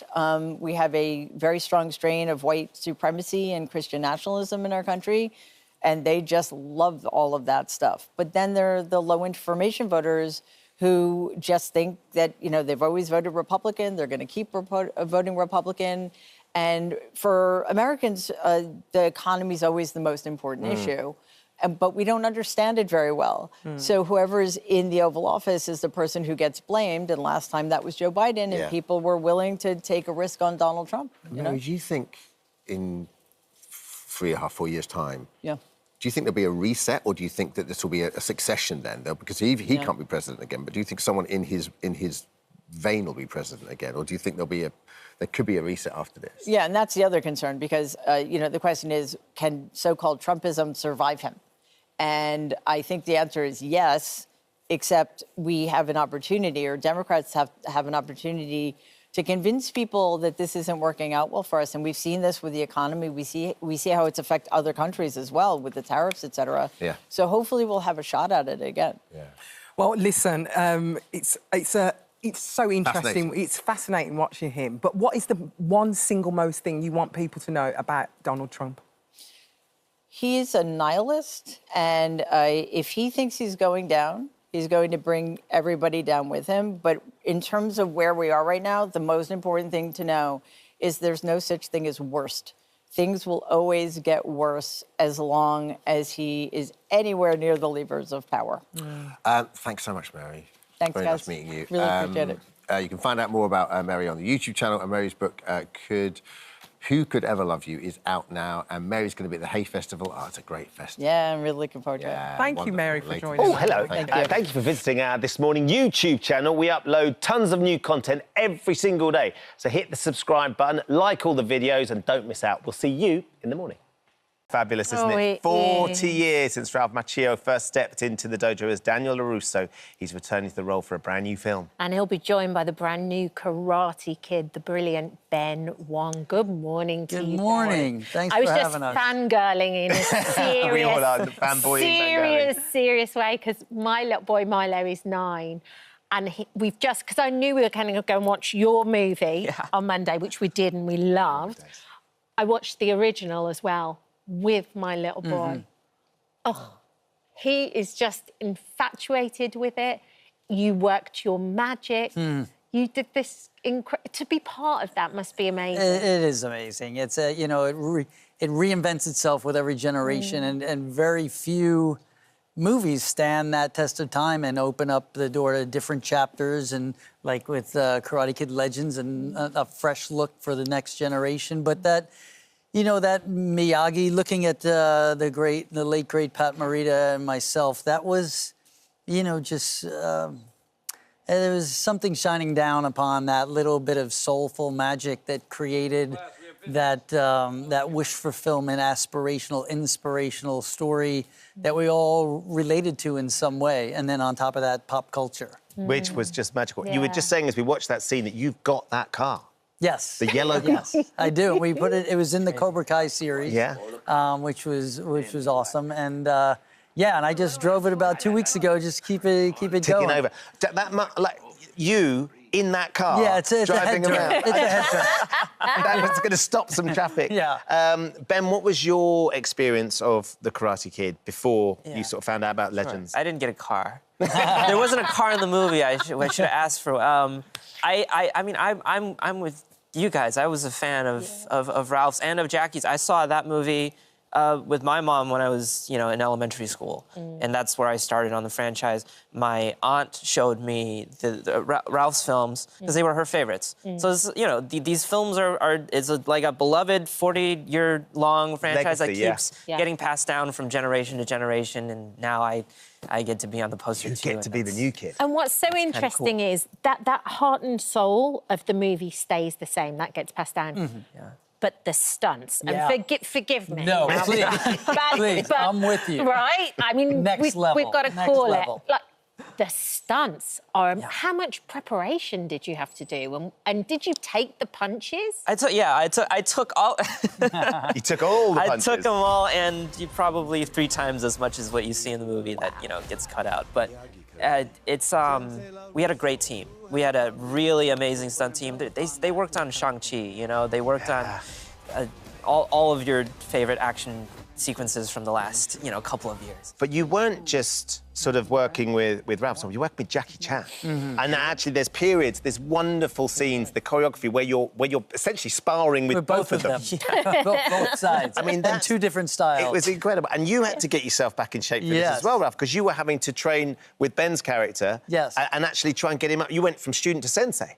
Yeah, well, for sure. I mean, during the Cobra Kai series, which ended, I wrapped it on a Monday, flew to Montreal on a Tuesday, and was on set with him on Wednesday. So that was a transition, because I had that sensei element throughout that series with the quote-unquote karate kids in that show that kind of blew up around the world on Netflix. So now to enter a new chapter that's fresh, urban in its style, different but same is what I always use, which is a classic Miyagiism. But a different style with how the stunt team works. So it's baptism by fire. You're just in it. Yeah. But he was his preparedness and the amount of work he put in physically, as well as on the acting side. I'm super proud sitting next to him in this next chapter, which will back in a whole new generation into the entire mythology and franchise. It's really quite unique. Ben just mentioned Jackie Chan. What was it like working with it? Because I've had the pleasure to meet, and you can't keep a straight face. No, he's like he has. It's like a professional clown. He has comedy in his bones. He does. He's a kid in a candy store. He's got filmmaking in his bones. Yes, that's true. He's made, I think at this point something like 20 million movies. So he lives, breathes, eats, sleeps filmmaking. Every second that he's on set, he can't stop looking around about what he can use in the next, fight scene. It's really incredible. He's always so funny as well. Yes, he is. Well, and that's been infused into this specific, incarnation of the film. Yeah, exactly. It's got that cinematically, it's a different style, more that Hong Kong style, young Jackie Chan. Yeah. He has that sense of humor within, it's sort of like they reference Chinese Peter Parker meets Marty McFly. Kind of those elements, because the original film was different in style, wider, more cinematic stuff played out in longer takes, where this you're sort of inside. Oh, it's like a video game. So then this is you're in the TikTok generation. Yeah, too right. So it kind of feeds the now of it all. Do you know what's wonderful as well, though, Ralph? And Kat and I were sitting down, and I knew she'd just watched the original. And there's a scene with you, with your character, Daniel, and Mr. Miyagi. And I said to her, and we're trying to work out, and it's obviously a scene from the original. I said, is it in the original? That scene where Pat's telling you, Mr. Miyagi's telling you about the history of what happened and how... Oh, yes. And it was like... And I was trying to work out how that happened. But was that a scene that was originally shot for the original film but never made it into the original? Now you could go back and put it into this? Because it's just magical watching the two of you together. Mm-hmm. That scene, when he talks about the internment camps and when he's drinking and all, that they wanted to cut that scene back in the day, the editor and the studio, because the movie was over 2 hours. They like family movies to be under. It's more screening time. More screening times make more revenue, right? But we all fought, and certainly John Avildsen, the director, said we need this scene. This is Miyagi's backstory. It's the handing of the baton to the young Daniel LaRusso. And once they screened the movie, they got quiet real quick, because that scene is, that resonates. And he was nominated for an Academy Award, Best Supporting Actor, Pat Morita. So it's great, and he's woven into this film. Yeah, and that scene at the top that's from part 2. It's like a pivotal. Right. That's why I haven't seen it. They keep saying we have to show. We're too busy talking. We have to show the trailer for this movie. Okay, let's do that. Throw it next week. Take a look at it. If you need something for half term, this is your movie. New school. You make any friends? One. What's his name? Mia? In life, you have only one question. Is it worth fighting for it or not? You need to learn Miyagi karate. Sensei LaRusso. Let's make a Karate Kid. You have a foundation of kung fu. We're gonna build upon that with karate. 2 branches, 1 tree.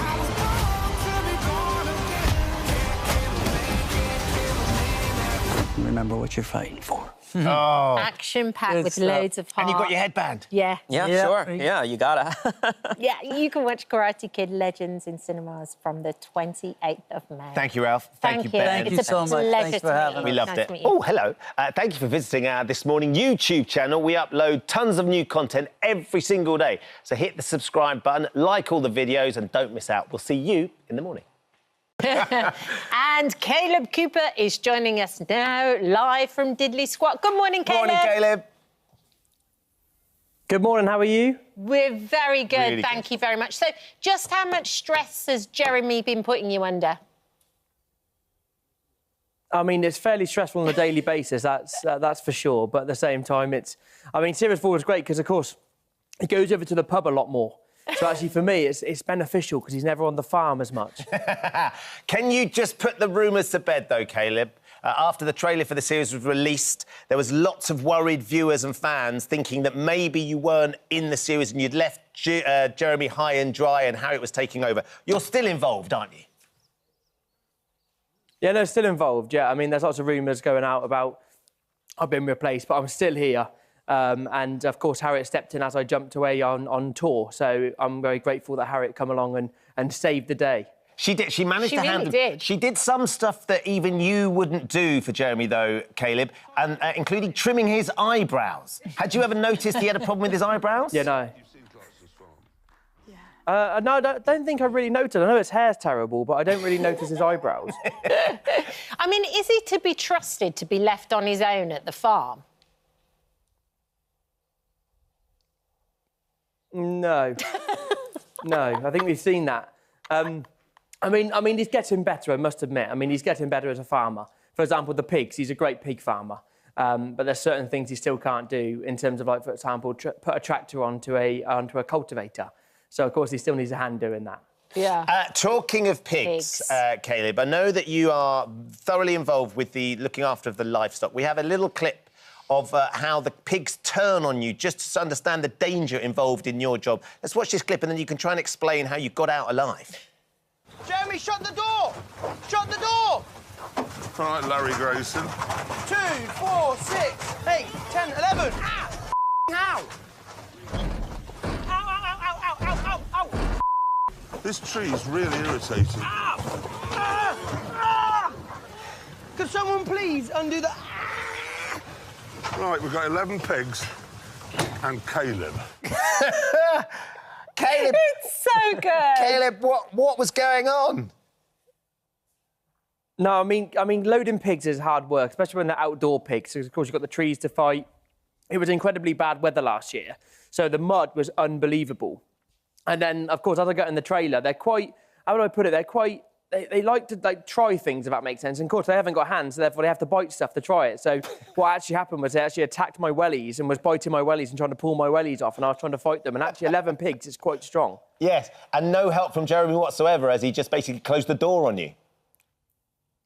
No, I think he was very relaxed, thinking he's done his job, and actually loading Caleb up in there as well. And I think he just completely forgot about me. Yeah. It was like being in the livestock trailer with, like, Dwayne The Rock Johnson's on all fours. That's so That's an idea. That's brilliant. Caleb, when Jeremy came up with the idea of the new pub, he thought it was truly genius. brilliant, didn't he? Genius. What are your feelings about the pub? Again, I mean, pub's a great place now. I mean, it was hard work to get it all set up, but my first thought was going, OK, if he's going to buy a pub, hopefully he'll go over to the pub a lot more and therefore never be at the farm. So therefore I can just continue doing what I do and he can be over there.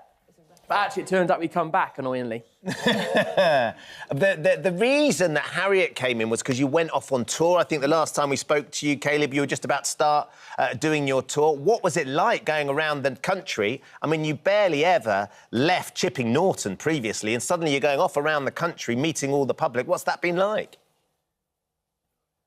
I know, it was great. I mean, it was very... I mean, I'm a firm believer, if you're nervous about something or scared of something, you've got to go put your head down and go through that fear. Of course, one of the fears for me was leaving home. So I thought, I know, I could do this, I could do a theatre show and try and put farming centre stage, which, of course, I managed to do. But at the same time, it was a different aspect of life. I remember getting picked up on the Friday to go up to Scotland, got in the tour bus, went all the way up to Scotland, slept through the night, woke up at I think it was 7 o'clock in the morning, and the bus driver was like, what are you doing, Caleb? I'm going, well, we're starting the day. What else am I meant to do? So therefore, my life changed, because I wasn't needed till 7 o'clock at night, if that makes sense. So therefore, I was up at 7 o'clock in the morning going, what do I do now? And actually, matter of fact, I was needed at 7 o'clock when the show started. So I just went and see farms all around the UK. It was great. Didn't you actually reach out to some farmers up in Scotland and found someone who needed a farmhand, and you went and did a day's work? Yeah, so I went for Scotland, I did a day's work in Wales, Kent. I just went and worked through the day on farms, which was great. And actually, weirdly, come to think of it, it was unpaid, actually. But it must have been so nice, Caleb, getting out and about and meeting people who'd watched the show and loved the show and everything you did. In fact, didn't you hear that Prince George is a fan as well? Yeah, no, I've recently met Prince William and, of course, Prince George. I didn't meet Prince George, sorry. I was Prince William told me about Prince George, basically saying don't swear so much, which I'm trying. I am very much trying. We appreciate my mum said it to me, my nan said it to me, you know. But if the future heir to the throne says it to you, then you've got to do it, Caleb. I mean, this is serious. This is coming from the top, literally. Well, I'll try my best. I can't promise anything, though. We are very excited because, of course, we understand there's another Mini Cooper on the way. Your third child is coming soon? Yeah, no, third child's due in August, so I think I may be the most fertile man in Chippy Norton. You could teach those pigs a thing or two, Caleb, for sure. No, I like to think of myself as an easy carving bull, and I think only the farming community will understand that, because, of course, when you're buying a bull, you've got to look into different aspects of that bull. But yeah, I think I'm an easy carving bull. I'm like an Angus. But no, baby number 3 is due in August. So amazing. And how is being a dad and being a husband, Caleb? How are you finding that part of your life and sort of managing it with being a farmer? It's so good. I mean, my little boy, who's 4 now, his name's Oscar. He is obsessed with farming. I've got a little girl called Willa, she's 2, and I wouldn't say she's much of a tractor fan, but she likes being out and about on a farm, if that makes sense, where Oscar's just mad farming, which is amazing. Hopefully baby number 3 will be into farming as well. Oh, and you've got a children's book coming out soon? Yes. Yeah, so I've wrote 3 books, and I thought to myself, I want to try and write a 4th, and then actually try and target the younger audience. 'Cause I think it's really important that we should maybe start teaching these kids farming in school. So I want to try and run something with the promotion of my 4th book that comes out later this year, and try and get farming taught in schools, if that makes sense. Yeah. And actually teach these kids where their food coming from, because to me it's the most important job in the world. Because actually, what's keeping you alive in a day-to-day basis? It's, okay, your car can earn you money and your phone can earn you money, but actually, what's keeping you alive is what you eat 3 times a day. Yeah, and how are you supposed to appreciate I think it's a brilliant idea. if you don't understand it's a where brilliant it comes idea. from? And of course, those kids that you're now writing books for, we know are big fans of yours, Caleb, and I imagine that when World Book Day came around and you saw pictures of a young lad dressed up as Caleb Cooper going for school, what was that like? Oh, look at him. What was that like? That was basically me ringing my mum going, Mum, I think I've made it. Mum pinched me. I think this is like the best day ever. The way he's got your beard, he's got your chest hair, he's got the whole shebang. It's so amazing. I don't know why they've... I'm unsure why they've done it in orange paint, because I think I'm strawberry blonde, but I understand. And I think he definitely had more chest hair than me. He probably swears like a trooper too. Oh, never. Caleb, have you got a new hobby as well? Are you drag racing? Oh, yeah, no, yeah. So I got asked about a year ago saying, oh, Caleb, what's your hobby? And I said, oh, farming. And they said, the journalist said, no, that's your job. And I said, well, I don't know, I like collecting cars and doing a little bit of cars. And recently I've got into what we call drifting and a little bit of drag racing and stuff like that, which is quite enjoyable on a Saturday when we're not too busy. OK, I was a little bit worried when you said drag racing. I thought it was RuPaul's Drag Racing for a moment, which was that's a very different thing. We're just watching you drift the car. You're not bad. Yeah, no, I'm weirdly quite good at it. Maybe a bit of tractor racing down the line. Yeah, would be on has the cards. Jeremy given you any tips on that? Never know. Does he get competitive? Yeah, no, he's given me... I mean, we haven't had a race or anything like that, but I'm sure I'd win. But there's a little bit of... There's a good competition between us both. Amazing. I'd like to see that on the next season. Got to have that. Caleb, Yeah. thank you for joining us. We know you've got a busy day on the farm, as you always do, but it's always lovely to catch up with you. Give our best to everybody down there at Deeley Squat. Yeah, we're really enjoying this season. Thank you very much. Thank you so much for having me. No worries. And the first 4 episodes of the new series of Clarkson's Farm are available tomorrow on Prime Video. They're really good. Do you think you'd trim Jeremy Clarkson's eyebrows? Easily. I just need the right equipment. Yes. I wouldn't have gone for a little pair of scissors. No, Thank you for visiting our This Morning YouTube channel. We upload new content every day, so go ahead and hit that subscribe button so you don't miss out, and we'll see you in the morning. Oh, it's so good. Joe Joyner joins us now. Lovely to have you with us, Joe. Thank you so much. We've been absolutely plying you for trying to get some sort of detail. Kat and I have been lucky enough to watch the first couple of episodes of this thriller. How would you describe Little Disasters? Little Disasters centres around a group of women that all met together about 11, 12 years previous at an NCT class. So what's really bonded them has been their due date, and nothing else is really similar amongst them. They're all really quite different. And they've known each other a long time, and we join them on a night when 2 of the best friends are meeting at A&E. One of them, my character Liz, is the doctor, and Jess, her very good friend, is bringing her baby in with an unexplained injury. And things snowball from there, and Liz has to make the very difficult decision to raise some red flags because things don't add up about her best friend, who is, as far as she knew, the ultimate perfect mother. Yes, because Diane Kruger is painted as this perfect mother. You've got this relationship for so long, and your character as the doctor has to turn around and go, do I involve social services? Yeah. Do I raise this? Yeah, well, Liz has worked really hard to get where she is. You know, she's from a difficult background herself, which I think really plays into it. You see more of that in the novel, actually. Obviously, the show is slightly different to the novel, so you can still enjoy that as well. But you know, she has to make this difficult decision. But also she's got a protocol. You know, she's got other people at work around her. She can't kind of go, and brush it off. And it's a serious matter, isn't it? Child injury. Of course it is. I mean, it's not something.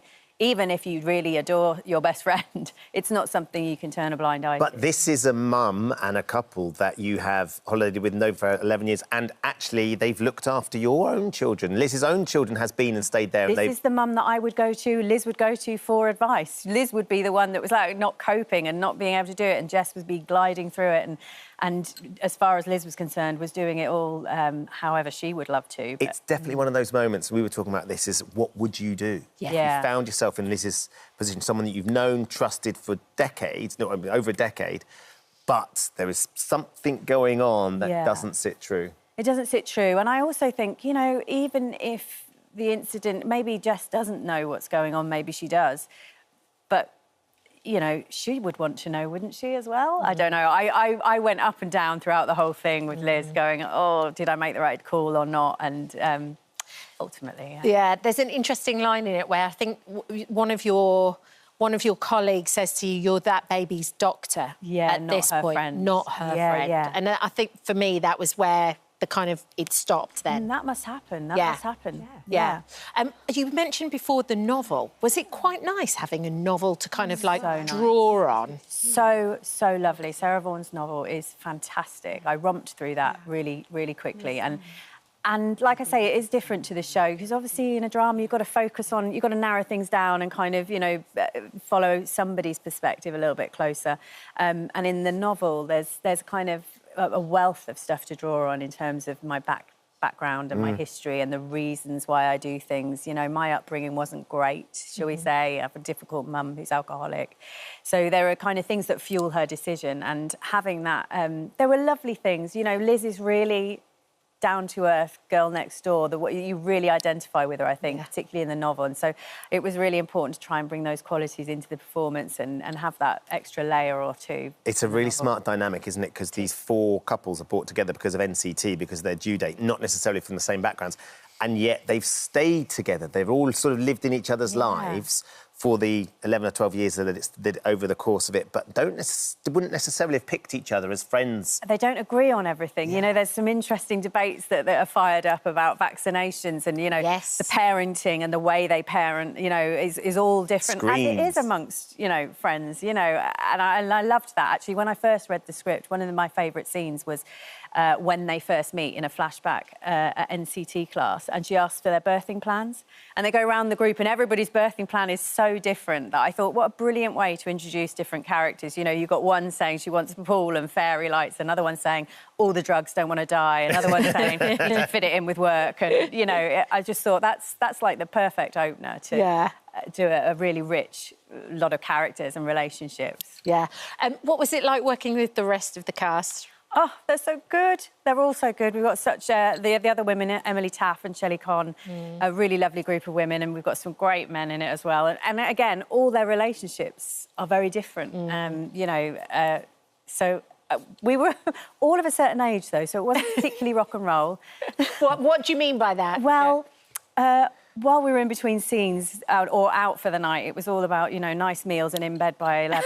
That sounds very different. Crosswords. It sounds very different to when you came in with Angela when we were talking about the wives and you'd all been in Malta. Oh, Malta, which wasn't long having a before this, lovely which time. sounded like the complete opposite. A lot of margaritas in Malta, and a lot of nights out. You're so right. This one was much more civilised, and a lot of crosswords. Well, you shot this in Budapest, is that right? Yeah, we did.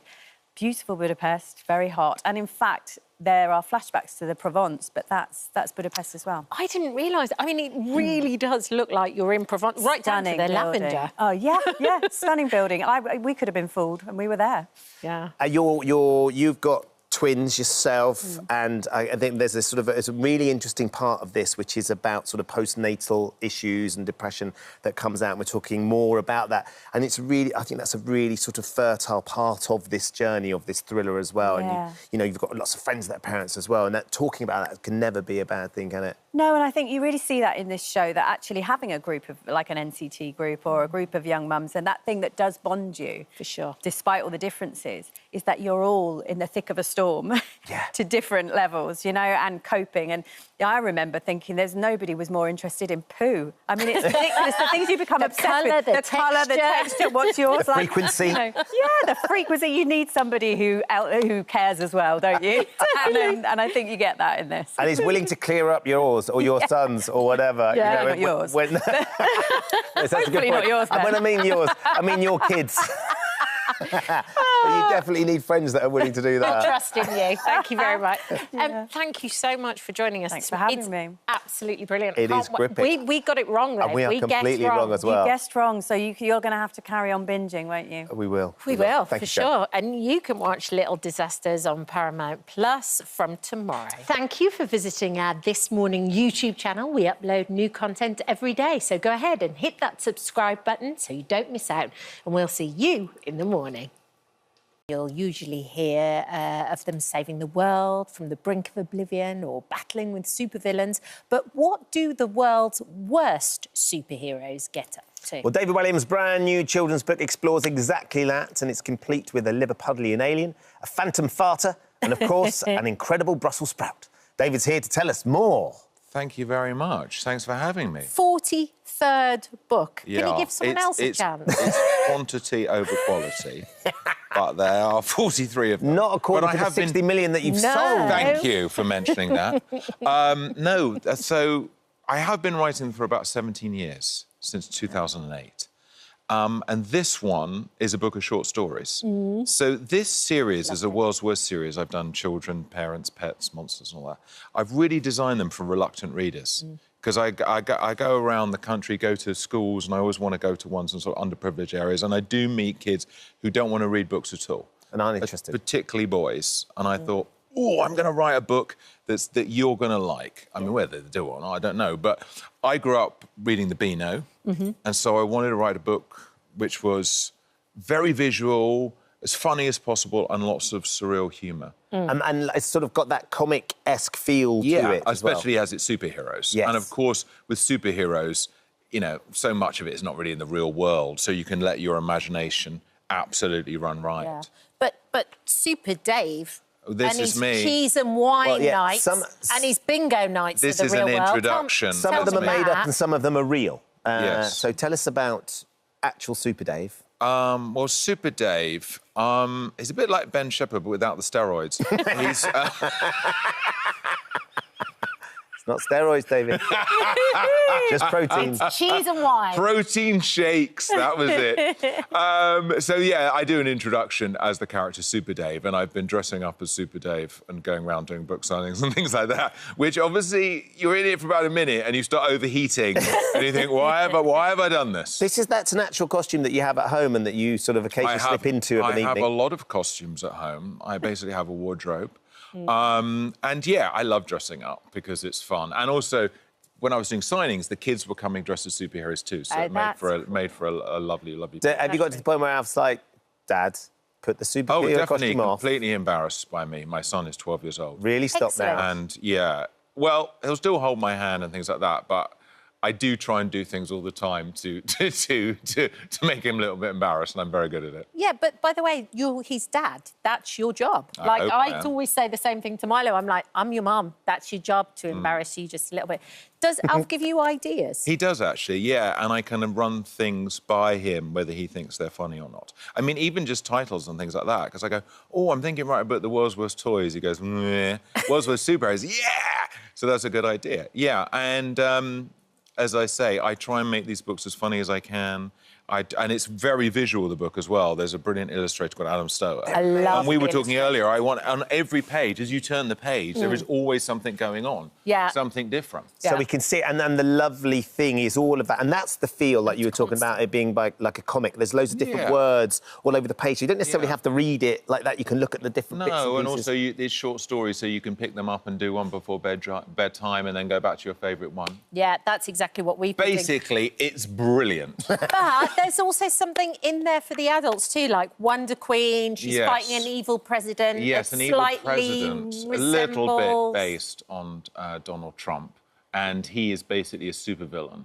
Right. He becomes a sort of giant jellyfish, and he's trying to steal everything from Buckingham Palace. Oh. Because one day he believes he will own that too, which he probably does. Have you been to America recently? Are you expecting to go back? No, but I got lots of friends there. Yeah, it's just crazy because you wake up every day and you think, what's he done now? Yes. That's it, every morning. No. But you're back together with Matt doing the podcast as well. How did that happen? Was it just like, oh, we might as well, or...? Well, we've been thinking for a while about doing one because we were the only people in the world who didn't have a podcast. Yeah, what was going on there? And we wanted to do something as ourselves, and we thought it would be fun because actually people haven't seen as much as ourselves, other than chat shows and things like that. And the concept of the show is we bring in a well-known person and we say, what would a movie of your life look like? Who would play? What would it be called? What would be the key scenes? We would love to have you on. Yes. You've had a very interesting life. Who would play you? I would like B. Arthur to play me. She's Golden tall, Girls. she's got a deep voice, and she swears like a sailor. She's brilliant. She's passed away now. Oh, no, but you can... That's but you can choose someone living or dead. Right, OK, what would Who you would do? you have? She-Hulk. Yeah, Skeletor, someone like that. Yes. He-Man, yes, they're making a new movie. They're making a new He-Man movie. Schwarzenegger? Oh, wouldn't that be awesome? The Patrick Schwarzenegger, his son. Well, he's too good looking. Let's be honest. You're OK, but you're no Patrick Schwarzenegger. No Patrick Schwarzenegger. But Arnold Schwarzenegger now. Arnie. Yeah. It would look good. What would your movie be called? Terrible Tart. Here he is, trying again, desperately seeking attention. Does look good, though. I am impressed. But how was it when the two mums came on and got together? Was that quite fun? It was great, actually, because our mums are both funny, kind of in different ways. And we did a special Mother's Day episode, and it actually, I think, was the most popular one. Yeah. But, yeah, I mean, my mum, she's 81. She's amazing. She doesn't normally watch ITV, but she might be. She might be. How are you, Mum? If you're on. Have you got Men's Health? Yes, she has. David, of course she has. She Trust me. subscribes. Trust me, she's got it. Came through the letterbox I made sure. 2 weeks ago. What I love about looking at the podcast, because everybody watched them, it really reminds me of Lass Smith and Jones. It really reminds me of those moments of the two of them together. And the thing that we love about you and Matt is this chemistry that you have as friends, but also as comedians and as writers. And there is a big resurgence. We talked about this last time you were on, of Little Britain on TikTok. Well, TikTok. yes, it's kids are all loving over it. social media. I don't know. Yeah, I mean, Alfred, I've never made him watch anything that I've done, but he found it through all his friends talking about it at school, and they're all sharing clips of... And does he like Come Fly it? With Me. Yeah, he does. I think it's a bit surreal for him to watch it because of all these different guises and doesn't really understand where it's all coming from. But it's lovely it's being enjoyed all over again in these sort of 2-minute clips. What about a stage show? Because all of these things are going on tour. Would you like to see it? Of course, we'd love to see it. You've done it on stage in the past. Yes, we did a big tour. We did like 250 dates or something like that. Yeah. Didn't make a penny, sadly, but... That's what the books are for. So, yeah, we would love to do that again. It'd be great. I think it's interesting, isn't it? Things kind of come in cycles, and I think maybe people are ready for something a bit rude again. Yeah, yeah. Well, listen, we love the book. I'm currently on story number 4 with James, and we love it. So, yeah, thank you. You can read it to Ben. It's a bit grown up for you, Ben. I'll warn you. I like the pictures. I really like the pictures. Thank you. David, nice to see you as ever. Thanks I'm for not coming going because you're making me do something with games or something. Are you? Or florals or something? Are we doing florals? No, I'm not doing florals. I'm doing travel games. You modelled for us last time. I know, I loved it. I got a lot of nice comments of that. Well, let's see what we can do. You Yeah, might be in a we'll floral rustle print before the something end. up for you. David's book, The World's Worst Superhero, is out this Thursday. Superheroes. The World's Worst Superheroes. It's the reading that I struggle with. Yeah. Yes. It's out on the 22nd of May. Thank you for visiting our This Morning YouTube channel. We upload new content every day, so go ahead and hit that subscribe button so you don't miss out. And we'll see you in the morning. And Natalie joins us now. Good morning. Good morning. Lovely to have you here, Natalie. What a treat of a movie this is. We started watching it, and I started watching the screener, and I saw the first 20 minutes, and I went, I'm going to turn this off because my boys are going to love this. Oh, I'm so happy. They're right in that sweet spot, bit kind of Raiders of the Lost Ark, treasure hunters. What can you tell us about it without giving too much away? Yes, well, like the title suggests, they're looking for the Fountain of Youth. It centers on a brother and sister played by John Krasinski and I, and they're kind of at odds with each other, but joining forces to find this treasure. And yes, it's really exciting to have something that you can watch with your kids. I find that so rare these days. It's a great caper, isn't it? It's that perfect caper in that sort of hunt for some archaeological, historical artefacts and all that. But equally, there's this relationship between you and John Krasinski's character. That is so key to it. Usually, you'd expect that to be a romantic relationship, but it's siblings, which is a lovely dynamic. I love it, especially because they're looking for the Fountain of Youth, so who better to do that with than someone you've known since you were kids, you know, and that you kind of knew what the other one was like when they were full of youthfulness and trying to regain that. But also it's about when your relationship is so interesting. So he plays Luke, you play Charlotte. You can tell there's always been like this kind of a bit of sibling rivalry, but you love each other too at the same time. And he kind of finds Charlotte in this moment in her life where she's almost a little bit in a cage of her own building in a weird way. Yes. And it's about her breaking out of that and him bringing the life back to her a little bit. Yeah, absolutely. I think that, you know, it's so weird with parents. It always feels like your choice as a child is like to be like them or to be not like them. Like, it feels like you're completely a reaction to them in a very binary way. And for them, I think their dad was this big adventurer, and Luke has become just like him, and Charlotte's become completely the opposite, where she's like, I want to be stable, I want to be consistent, I want to be responsible, but it's a little boring. And so he kind of brings her back to that and reminds her that maybe being a good parent can also have a little bit of adventure to it. And fun. I love the sort of the historical sort of rootedness of it as well. The things that you're hunting for, some of the archaeological things that you're looking for actually exist and have existed. That sort of always feels like the Da Vinci Code. It always makes it feel really tangible. Yeah, it was definitely very fun for me to learn some of these kind of historical art world details, that they find these clues and there's that satisfaction of solving a mystery that's part of it. Yeah, the Wicked Bible. I never knew. I never knew that either. Thou shalt. I loved that. I mean, who knew that was even a thing? Guy Ritchie as well, working with Guy. It just looked so luxurious and expensive. I loved the look of it, but the witty kind of script banter between you and John was just caught so brilliantly. I love Guy so much, and he's such a master of that witty dialogue and the action sequences. And of course, as you said, the look of it all. I mean, to actually be shooting at the pyramids and actually be in Vienna in the National Library, it was just so extraordinary. We were kind of pinching ourselves every day. He's got a couple of things going on at the moment. Mobland's just landed, of course, and The Gentleman on Netflix. Have you ever done a gangster movie? Because he's known for that. Is he trying to get you into a gangster movie? I would love to. I mean, he is so prolific, and he makes such incredible things, and I loved working with him. I had so much fun, and he knows. We'll do it again. Yeah, biggest fan. Sign me up. It must have been not a tricky decision to make to do this movie, to get to go to all these different places and get to see all these amazing parts of the world. What was your favourite? I mean, I think it's hard to top the pyramids. I can't believe we were able to shoot there. amazing. Had you ever been there before? I had never been before. And actually, I need to go back because I didn't have enough time. I need more time to explore. It was really incredible. And Vienna was also, I had never been before, and I fell in love with the city. I just absolutely loved Vienna. There's that sense as well, I think, with this, because I was watching this thinking, I'm sure Kat's going to be watching this with her kids, because they're going to absolutely love it. And popcorn. And you're a mum as well, so you've got kids that are going to sort of be in the sweet spot for this movie. Are you making decisions now because you're thinking, actually, the kids will really rate this? Oh, 100%.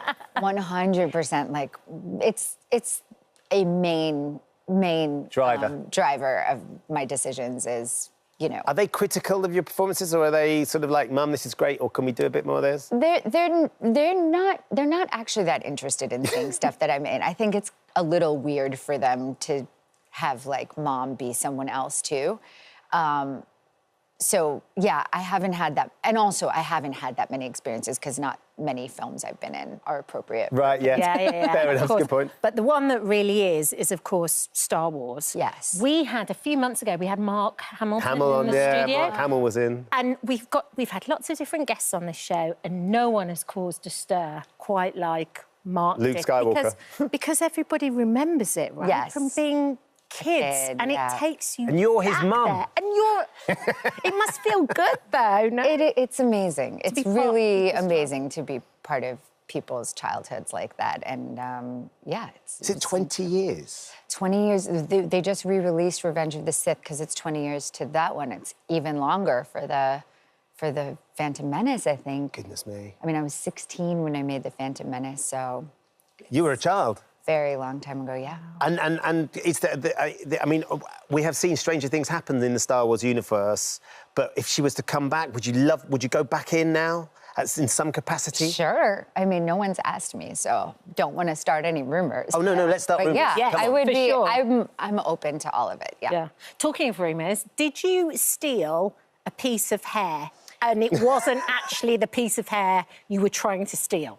No, I took one of the Anakin braids at the end of shooting. Was it that one? Yes. Or did you? I just have this image of you walking behind him and just... No, I mean, they were all kind of clip-on things, and there were many of them, obviously, because they had to do it every day.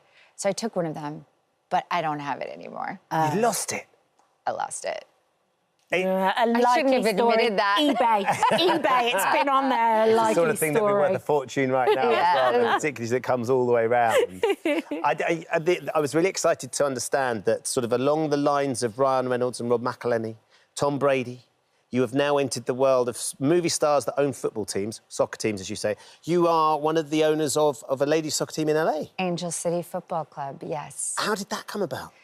It was incredible. It was actually around the women's movement, around being part of Time's Up. We gathered with women from other industries, and when I heard female athletes talking, particularly Abby Wambach, who was a U.S. women's national team player, about her career becoming, one of the greatest soccer players, football players ever, and then going at the end of her career and not knowing if she could afford her rent.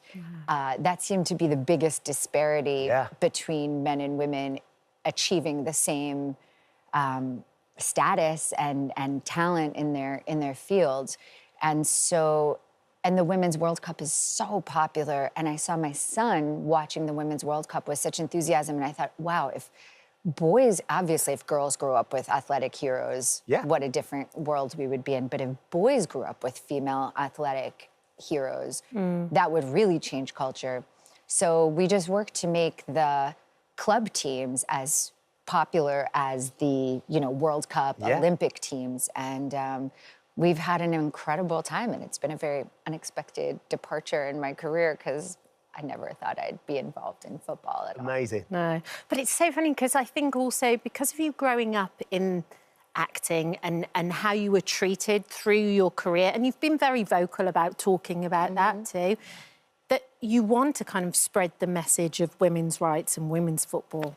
Well, I think it's such an incredible model also. I think, women are so often pitted against each other, made to be competitive with each other. There's only room for one in a workplace kind of thing in so many industries that I think it's such an incredible model also to see a team of women playing together where one woman's goal is everyone's win. Like that's really how we have to be. And them celebrating each other and jumping on each other and when they score, like it's such a great model for how we should be with each other. I mean, obviously we've seen you do your ballet, but did you ever play soccer? Oh, no. I am extremely not athletic. Like, my friends think it's hilarious. Like, my friends who grew up with me think it's hilarious that I have anything to do with a team. Really? Like, I still am like, the audience is sitting in their chairs. Like, I say all the wrong words. I'm like, oh, they're in rehearsal now. Like, I'm really... Come on, I'm embarrassing. Amazing. But it's a thrill to have you in. Yes, thank you. Best of luck with the club. I think that's a really sort of laudable aim. I think that's absolutely fabulous. Well, I know women's football here, too, is huge. Jill Scott is a hero. Oh, loads and loads. And it's lovely to see that you guys are getting involved as well. And, if they do remake something like Escape to Victory, maybe you'll get a chance to play a female soccer hero of some sort. Or not. I'll be the big fan. Natalie, thanks so much for coming in. Thank you. Really love the film. Thanks so much. Fountain of Youth is out on Apple TV Plus this Friday, the 23rd. Thank you for visiting our This Morning YouTube channel. We upload new content every day, so go ahead and hit that subscribe button so you don't miss out, and we'll see you in the morning. And Sir David joins us now. Good morning. We were just talking before and saying there are some jobs that come along and you're like, wow, I really am a lucky so-and-so to do. Yeah, well, I think there wasn't a day that I didn't pinch myself saying, is this real? You know, I mean, to go to South Africa, Australia, New Zealand, Hawaii and Canada, all in 7 weeks, following Agatha Christie on her world tour to promote the wonderful 1924 Empire exhibition, and to get to know a woman of 31 years of age, for me, was a real discovery, because I only knew her by repute. I never met her in real life.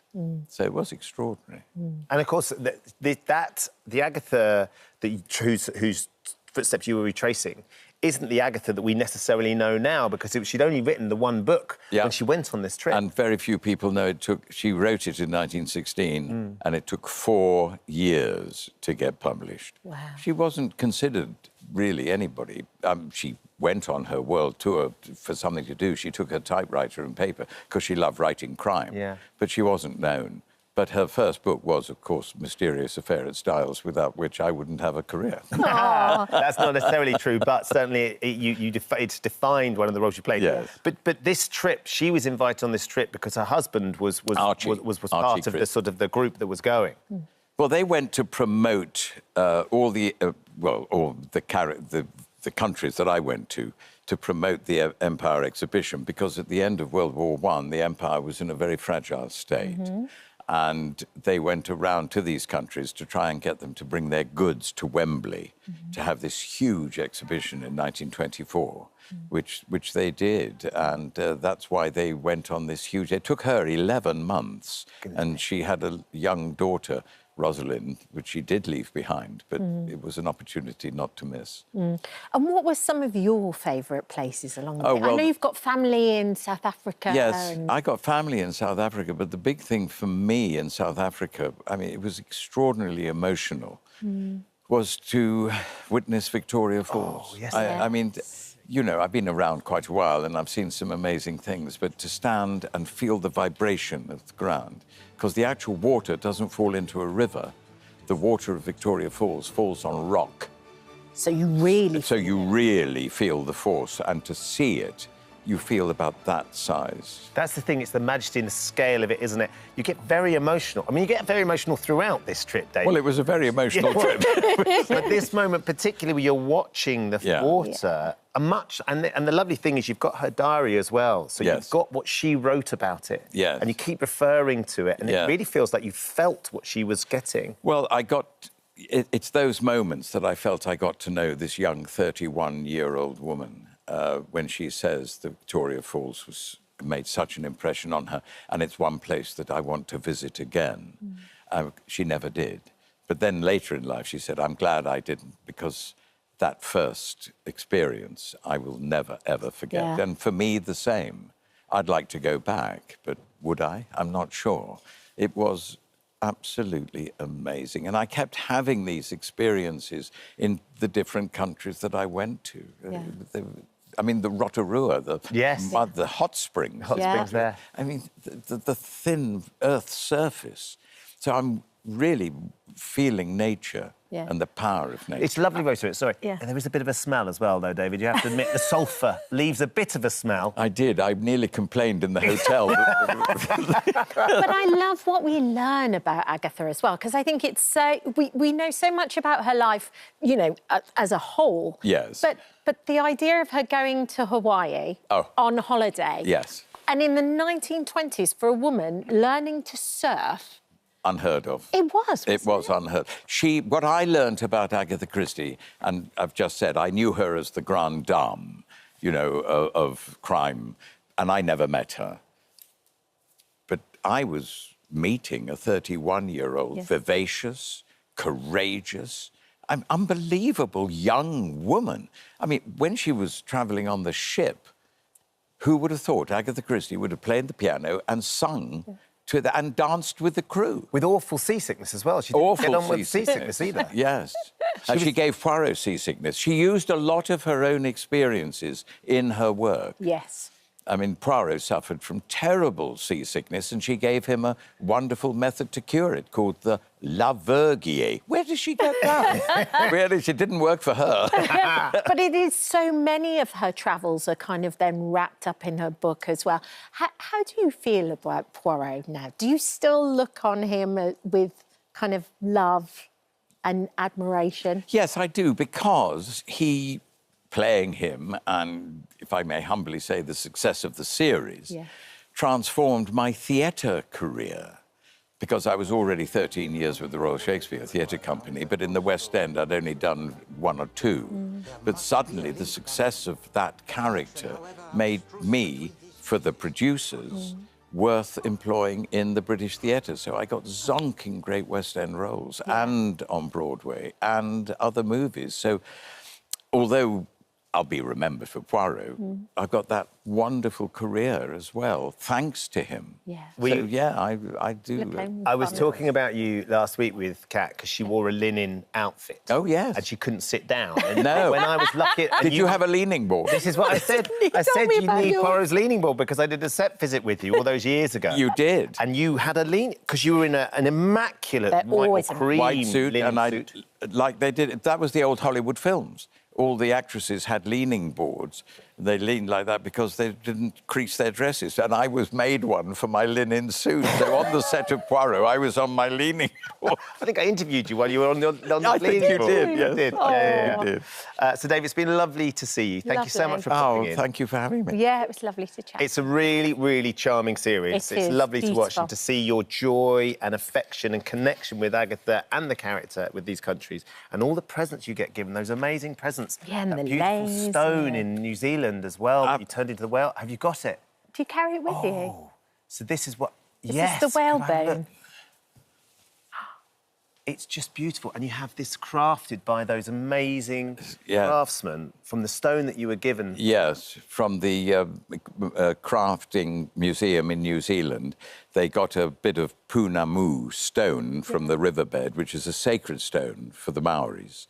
And they carved that for me because it's a whale's tooth, and the whale is the greatest mammal traveller in the world, and they knew I was going around the world, so they made me a whale's tooth. That is absolutely stunning. Isn't it beautiful? Thank you for bringing that in. I'm so glad No, just to it's touch so it and feel it special. and get that sense of energy from it. Yeah, and they say, because they see it as a spiritual stone, they say that if you wear it and the oils go into the stone, you must hand this on to the next generation. Fabulous. There's a great mystique about it all. And little experiences like that, you know, on this tour that are there on camera.